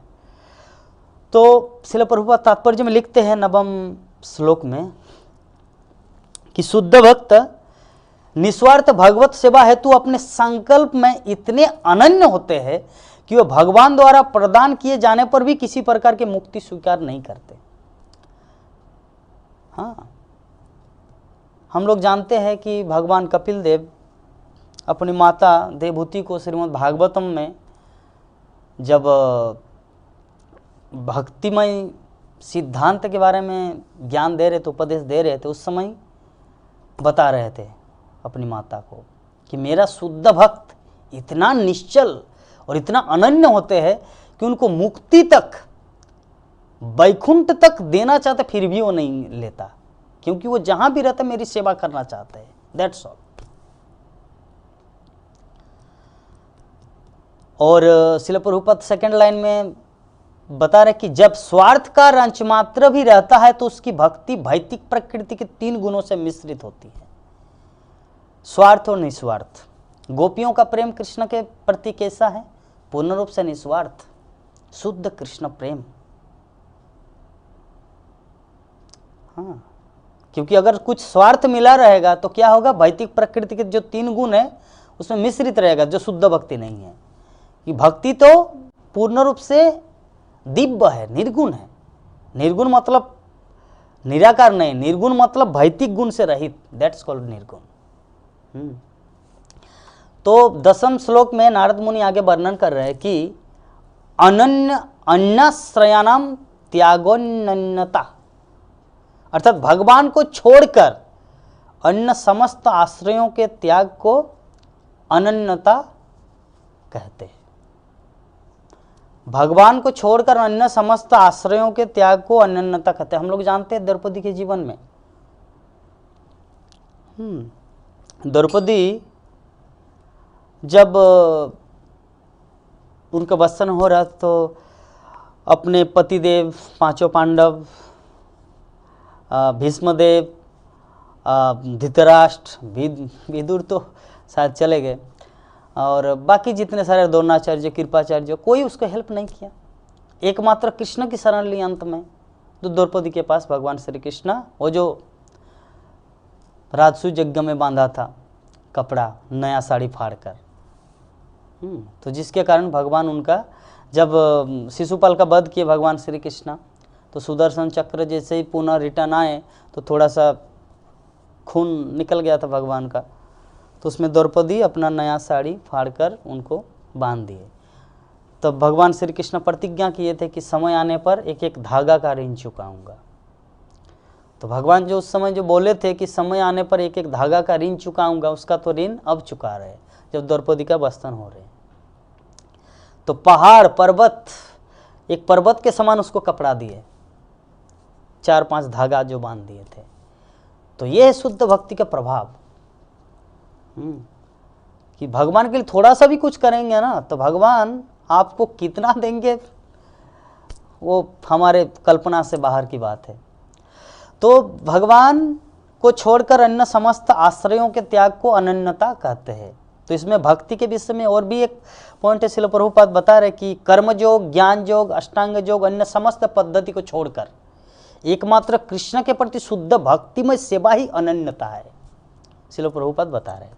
क्योंकि अन्य शब्दों में कि परम पुरुषोत्तम भगवान कृष्ण में सीधी आसक्ति तथा उनकी दिव्य सेवा में नियुक्ति आध्यात्मिक जीवन की परम उच्च सिद्धियां हैं। कृष्ण के प्रति शुद्ध प्रेम, उनके प्रति पूर्णतः अटैचमेंट, पूर्णतः आसक्ति हमारे जीवन की सिद्धि है। वो सिद्धि परमोच्च सिद्धि है, नॉट ओनली सिद्धि। हाँ, श्लोक नंबर 11 में नारद मुनि बता रहे कि लोको वेदेषु तदनुकूलाचरणम तद विरोधीषुदासीनता च, अर्थात भक्तिमय सेवा के प्रतिकूल विषय में उदासीनता का अर्थ है सामाजिक, धर्म तथा वैदिक निर्देशों की केवल उन्हीं क्रियाओं को ग्रहण करना जो भक्तिमय सेवा के अनुकूल है। जैसे कुछ ही देर पहले हम लोग डिस्कस किए कि लोको वेदेषु तदनुकूलाचरणम, कि भक्तिमय सेवा के प्रतिकूल विषय में उदासीनता का अर्थ है। तो शिल प्रभुपाद फिर वही चीज रिपीट कर रहे कि शुद्ध भक्त देव पूजन को अस्वीकार कर देता है तथा केवल कृष्ण या उनके विष्णु अंश को ही भजता है। देव पूजा को पूर्णतया वो रिजेक्ट कर देता है, एकमात्र कृष्ण या विष्णु की पूजा करे। और सच्चाई बात है कि देवताओं की पूजा क्यों की जाए। पहला बात है देवता क्या है। श्रील प्रभुपाद भागवतम के तात्पर्य में लिखे देवता भी एक इसी कारागार के, जैसे ये भौतिक जगत एक कारागार है तो इसमें बहुत सारे कैदी है, जैसे हम भी है आप भी है। तो देवता जो है ना वो भी कैदी ही थे। तो उनको देवता भगवान से सोचे कि अभी ये मेटेरियल वर्ल्ड में मतलब भौतिक जगत में रहने की इच्छुक है, ये भगवत धाम जाने की इच्छुक नहीं है, लेकिन ये थोड़ा पुण्य कर रहे हैं, तो क्यों नहीं इसको एक डिपार्टमेंट का हेड बना दिया जाए। हाँ, किसी को ये विभाग जल डिपार्टमेंट, अग्नि विभाग, अग्निदेव, ये देव वो देव, ऐसे करके। तो देवता भी जो है ना वो भी बद्धजीवी है एक दृष्टिकोण से। तो इसलिए देवताओं की पूजा नहीं करना है, एकमात्र कृष्ण की पूजा करना है, विष्णु की पूजा करना है। देवताओं की पूजा अल्प मेधसम, भगवत गीता में बताया कि जो अल्प बुद्धि वाला व्यक्ति वही देवताओं की पूजा करते हैं। अभी कोई प्रश्न कर सकता है प्रभु जी इस्कॉन वाले जो है ना, इस्कॉन जितने सारे भक्तगण है देवताओं की पूजा के विरुद्ध है। अरे क्यों नहीं विरुद्ध है। जो मूर्ख होता है भगवान कृष्ण बोले, हम क्या इस्कॉन वाले क्या बोलेंगे। भगवान कृष्ण बोले कि अल्प मेधसाम, जो देवताओं की पूजा करते वो अल्प मेधसाम मतलब जिनका बुद्धि अल्प है, जिनका बुद्धि कम है, जो मूर्ख है, वही देवताओं की पूजा करते। ये कुछ कुछ चीज शास्त्रों की बात है। हम लोग इस्कॉन वाले क्या करेंगे। इस्कॉन वाले है ये प्रभु जी हरे कृष्ण वाले ऐसे करते ना, ऐसा कुछ नहीं है कि इस्कॉन वाले सिर्फ कृष्ण की पूजा करते, क्योंकि वही तो पूजा के योग्य तो वही है। जो हम उस दिन भागवतम क्लास में बोल ही रहे थे कि भीष्मदेव जब राजसूय यज्ञ चल रहा था तो युधिष्ठिर महाराज भीष्मदेव को पूछा कि किसकी पूजा अग्र पूजा की जाए। तो भीष्मदेव क्या बोले, नॉट ओनली दिस राजसूय यज्ञ, अगर पूरे त्रिभुवन में, पूरे अखिल विश्व ब्रह्मांड में अगर कोई पूजने योग्य है तो वह है एकमात्र भगवान श्री कृष्ण। तो भीष्मदेव बोले, हमारे आचार्यगण बोले हैं, इस्कॉन वाले बोले हैं, व्हाट दिस इस्कॉन वाले बोले हैं। ये कुछ कुछ चीजें हम लोग को ध्यान से परखना है, जांचना है कि क्या शास्त्रों में ये चीज उल्लेख है कि इस्कॉन वाले सिर्फ कृष्ण की पूजा करते हैं, या शास्त्रों में ही वर्णन है। शास्त्रों में वर्णन है कि एकमात्र कृष्ण की पूजा करना चाहिए। तो ये कुछ कुछ चीज है। तो जब तक व्यक्ति भौतिक दूषण से पूर्णतः मुक्त न हो, वो किंचित भौतिक इच्छाओं की पूर्ति आशा से भगवान का भजन कर सकता। किंतु यदि व्यक्ति की भौतिक इच्छाएं भी हो और भगवान का सम्यक रूप से भजन करे तो शीघ्र इसी समस्त इच्छाओं से शुद्ध हो जाएगा। व्यक्ति को क्या करना है कि अगर मान लीजिए कि किसी की इच्छा है कि नहीं मुझे मैटेरियल अटैचमेंट भी है और भक्ति करने की भी इच्छा है, तो ठीक है वैसा करते रहिए। क्योंकि सुखदेव गोस्वामी में तो बताए अकाम सर्व काम मोक्ष काम उदाहरण दी। अगर कोई मोक्ष कामी हो, अगर कोई मुक्ति पाने की इच्छुक हो, अगर कोई शुद्ध भक्ति करने की इच्छुक है, हर तरह से कृष्ण की भक्ति करना चाहिए, किसी दूसरे व्यक्ति की नहीं, किसी देवी देवता की नहीं। हर शास्त्र में हर आचार्यों के यही कहना है। तो दूसरी ओर जिन व्यक्तियों की क्रियाएं भौतिक इच्छाओं से द्वारा प्रेरित हो तथा जो देव पूजन में भी आसक्त हो, वे जीवन की किसी अवस्था में शुद्ध भक्त नहीं बन सकता। श्रील प्रभुपाद डायरेक्ट कलम लिख दिए कि जो देव पूजन में व्यस्त है वो शुद्ध भक्त का अर्थ क्या है हम लोग समझ गए। भक्त तो एकमात्र भगवान का ही होता है, भक्त भक्ति और भगवान। अगर जैसे बोलते हैं ना वो दुर्गा का भक्त है, वो दुर्गा का भक्त नहीं। भक्त शब्द एकमात्र विष्णु पूजा में लगता है। दुर्गा उपासना, दुर्गा उपासना, शिव उपासना, शिव पूजा, दुर्गा पूजा, हाँ, कृष्ण भक्ति, विष्णु भक्ति।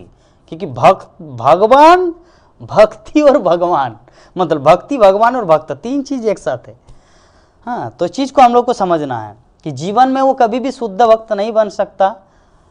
जब वो कुछ प्रश्न है, क्वेश्चन, ओके। तो अतः यह समझना चाहिए कि शुद्ध भक्तिमय सेवा में स्थित व्यक्ति ने पूर्व जन्म में ही सारे वैदिक अनुष्ठानों का दृढ़ता से प्रतिपादन किया होगा। जो व्यक्ति शुद्ध भक्तिमय सेवा संपादन करे, इसका अर्थ हम लोग को समझना चाहिए कि पिछले जीवन में ही जो जितना कुछ गंगा स्नान करना, तीर्थ यात्रा, पर्यटन करना, ये सब कर चुके हैं। जिसके कारण वो शुद्ध भक्ति के पथ में कृष्ण भक्त बन पाया। क्योंकि कृष्ण भक्त बनना उतना आसान बात नहीं है। बहुनाम जन्म नाम मनते ज्ञानवान मम प्रपद्यते। कृष्ण का शरणागत होना अनेक अनेक जन्म लग जाते हैं। किसी जीवन में सिर्फ तीर्थ यात्रा ही की है, किसी जीवन में कभी गोदावरी में स्नान किए तो कभी कृष्णा, कभी कावेरी, तो कभी गंगा, तो कभी कुरुक्षेत्र, अलग अलग जगह में सिर्फ पर्यटन किए। ऐसे ही कृष्ण भक्त बनना उतना आसान बात नहीं है। तो 12 नंबर श्लोक में नारद मुनि बता रहे कि भवतु निश्चय दाढ़ धूर्ध शास्त्र रक्षणम, अर्थात ये दृढ़ निश्चय हो जाने के बाद भी केवल भक्तिमय सेवा ही जीवन की पूर्णता तक पहुंचने का माध्यम है। व्यक्ति को शास्त्रज्ञ का पालन करते रहना चाहिए। अगर कोई जीवन के उच्चतम परिधि मतलब शुद्ध भक्त बन गया तो चलिए अभी मैं शुद्ध भक्त बन गया, मुझे मंगल आरती नहीं जाना है।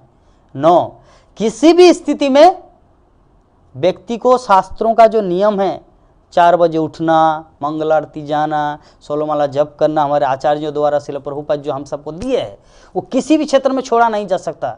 Either I will become pure devotee, और चाहे हम शुद्ध भक्त बने या साधारण भक्त रहें, हर परिस्थिति में आचार्यों का जो निषेध आज्ञा है, विधि निषेध है, उसको पालन करना है। तो पद्म पुराण के अनुसार शास्त्र के सभी विधानों का सार यही है कि भगवान विष्णु या कृष्ण का सतत स्मरण हो और कभी भी विस्मरण न हो। अतः हमें अपने जीवन को कुछ इस प्रकार ढालना होगा कि हर क्रिया में हम भगवान का स्मरण कर सके। भगवान का स्मरण करने वाली प्रत्येक क्रिया भक्ति हेतु भगवान का स्मरण करने, हाँ यहाँ पे यही चीज़ पद्म पुराण में यही चीज़ उल्लेख है कि हमारे जीवन को कुछ इस प्रकार ढालना है ताकि हर प्रत्येक क्षण में हम लोग कृष्ण का स्मरण कर सके। ऐसा कोई पल, ऐसा कोई समय ना आए कि हम लोग भगवान को भूल कर कोई दूसरा कुछ चीज़ में लगे हैं। हाँ, दूसरा कुछ चीज़ में आप लगे लेकिन फिर भी आपको कृष्ण का स्मरण करना है। इसीलिए ना भगवान श्री कृष्ण अर्जुन को बता रहे मामनुस्मर युद्ध च, कि साथ साथ में युद्ध भी करो और साथ साथ में मेरा स्मरण भी करो। मामनुस्मर युद्ध च, युद्ध भी करो और मेरा स्मरण भी करो। उसी प्रकार हम लोग को अपना दैनिक कार्य जो है वो भी करना है और भगवान की भक्ति भी करना है। इसके बाद 13 नंबर श्लोक में बताया गया है, नारद मुनि बता रहे कि अन्यथा पतन होने की पूरी संभावना है। अन्यथा पतिता संकया, 13 नंबर श्लोक। और एक श्लोक है और उसके बाद आज का हमारा जो सेशन है वहीं पर समाप्त होगा। तो 13 नंबर श्लोक में यही चीज बता रहे कि अन्यथा पतन होने की पूरी संभावना है। कि यदि यहाँ पे श्रील प्रभुपाद तात्पर्य में लिख रहे कि यदि किसी रोगी के रोग का लक्षणों का, हाँ, यदि किसी रोगी का रोग लक्षणों का इलाज चल रहा है किंतु वो स्वस्थ जीवन के सिद्धांतों का पालन न करे तो रोग के लौटने की पूर्ण संभावना है। हाँ, इसी प्रकार भक्तिमय सेवा में प्रगति के प्रति गंभीर नवदीक्षित भक्त को सावधानी पूर्वक विधि भक्ति के सिद्धांतों का पालन करना चाहिए, अन्यथा उसके पतन की पूर्ण संभावना है। दृढ़ता से कहा जाए तो यदि कोई भक्त वैधानिक सिद्धांतों की अवहेलना करके अपनी सनक के अनुसार क्रिया करता है, उदाहरण स्वरूप यदि वो कृष्ण प्रसादम न खाकर जहां तहां जैसे होटलों में खाना, रेस्टोरेंट में खाना खाता फिरता है तो उसके पतन की पूर्ण संभावना है। किसी को भी आध्यात्मिक जीवन के यज्ञ अंश का त्याग नहीं करना चाहिए। एवं शास्त्र संस्तुत करते हैं कि इस कलियुग में सर्वश्रेष्ठ यज्ञ हरे कृष्णा कृष्णा कृष्णा हरे हरे, हरे राम राम राम हरे हरे। अतः भक्त का कर्तव्य है कि इस महामंत्र का सतत जप करे और यदि वो उच्च अवस्थित हो, अन्यथा वो किसी भी स्थिति से नीचे गिर सकता है। अर्थात श्रील प्रभुपाद लास्ट में ही चीज बता रहे हैं कि चाहे कोई सन्यासी हो, चाहे कोई गृहस्थ हो, चाहे कोई ब्रह्मचारी हो, चाहे कोई शूद्र हो, ब्राह्मण हो, क्षत्रिय, जो भी हो, किसी भी स्थिति में हरिनाम जप को नहीं छोड़ना है, अन्यथा पतित संकया, अन्यथा पतन होने की पूरी संभावना है। और आज का सेशन का हमारा जो अंतिम श्लोक है, नारद मुनि बता रहे हैं कि लोकपि तावदेव भोजना दिव्या पारस सत्त शरीर धारणावधि, अर्थात शरीर धारण की अवधि तक व्यक्ति को लौकिक तथा राजनीतिक क्रियाओं एवं भोजन आदि व्यापारों में कम से कम नियोजित होना चाहिए। शरीर धारण की अवधि मतलब जब तक सांस चलेगा व्यक्ति को लौकिक तथा राजनीतिक, लौकिक मतलब जो सामाजिक हम लोग जानते ही है, भोजन करना, इसमें टाइम पास करना, इधर रेस्टोरेंट में खाने गए वहाँ पे बहुत समय लग रहा है, आपको दे ही नहीं रहा कुछ, तो ऐसे समय नहीं गंवाना चाहिए, नारद मुनि डायरेक्ट बता रहे हैं। तो श्रील प्रभुपाद तात्पर्य में बता रहे कि इस भौतिक जगत में सामान्य लोग इंद्रिय तृप्ति की गतिविधियों में संलग्न होते हैं, जो उन्हें प्रकृति के भौतिक गुणों के नियमों में बांध के रखती है। वास्तव में व्यक्ति जितना अधिक ऐसी गतिविधियों में लगे उतना ही अधिक वह भौतिक अस्तित्व में अपने जीवन का विस्तार करता है। भक्त की गतिविधि भिन्न होती है। एक सामान्य व्यक्ति की गतिविधि ऐसे होती है और भक्त की गतिविधि भिन्न होती है। वो जानता है कि वो शरीर नहीं है। जब वो अपने शरीर में है तब तक उसे त्रिविध भौतिक क्लेशों से पीड़ित होना होगा। अतः अपने भौतिक बंधन को कम करने तथा आध्यात्मिक जीवन में अपनी प्रगति के लिए सदा अपनी सामाजिक और राजनीतिक गतिविधियों, आहार, निद्रा, भय और मैथुन को त्याग देता है। तो जब व्यक्ति इस तरह त्याग देता है, तो इस प्रकार आज का जो हमारा सेशन है कि नारद भक्ति सूत्र के अंतर्गत 14 श्लोकों का वर्णन नारद मुनि किए कि सामाजिक राजनीतिक गतिविधियों, आहार, निद्रा, भय तथा मैथुन को कम कर देता है। तो शुद्ध भक्तिमय प्रक्रिया को अपनाने के लिए हम लोग को जो आचार्यों द्वारा जो दिया गया जो विधि है नारद भक्ति सूत्र के अंतर्गत हम सबको यथारूप पालन करना है। इस संदर्भ में हमारा तो समय सीमा 3 बज गया है, अभी हम लोग यहीं पर विराम देंगे। आज का जो हमारा प्रथम दिवस था भक्ति का महत्व, इस संबंध में अगर किसी भक्त का कुछ प्रश्न हो तो नीचे 2 मोबाइल नंबर दिया गया है, उसके कांटेक्ट कर सकते हैं और व्हाट्सएप या डायरेक्ट कॉल करके पूछ सकते हैं। यथा रीति यथासंभव उस प्रश्न का उत्तर देने की कृपा करेंगे। तो आप सभी भक्तों को बहुत बहुत धन्यवाद जो आप लोग नारद भक्ति दर्शन का सेमिनार का पहला दिन आप लोग अटेंड किए और हम उम्मीद करेंगे और 4 दिन हमारे पास है। द्वितीय दिन भक्ति के परिभाषा, तृतीय दिन प्राप्ति का साधन, चतुर्थ दिन शुद्ध भंग मिश्र भक्ति और पंचम दिन सिद्धि की प्राप्ति। तो आज की कथा को, आज के सेमिनार को हम लोग यहीं पर विराम देते हैं। हरे कृष्णा कृष्णा कृष्णा हरे हरे, हरे राम राम राम हरे हरे।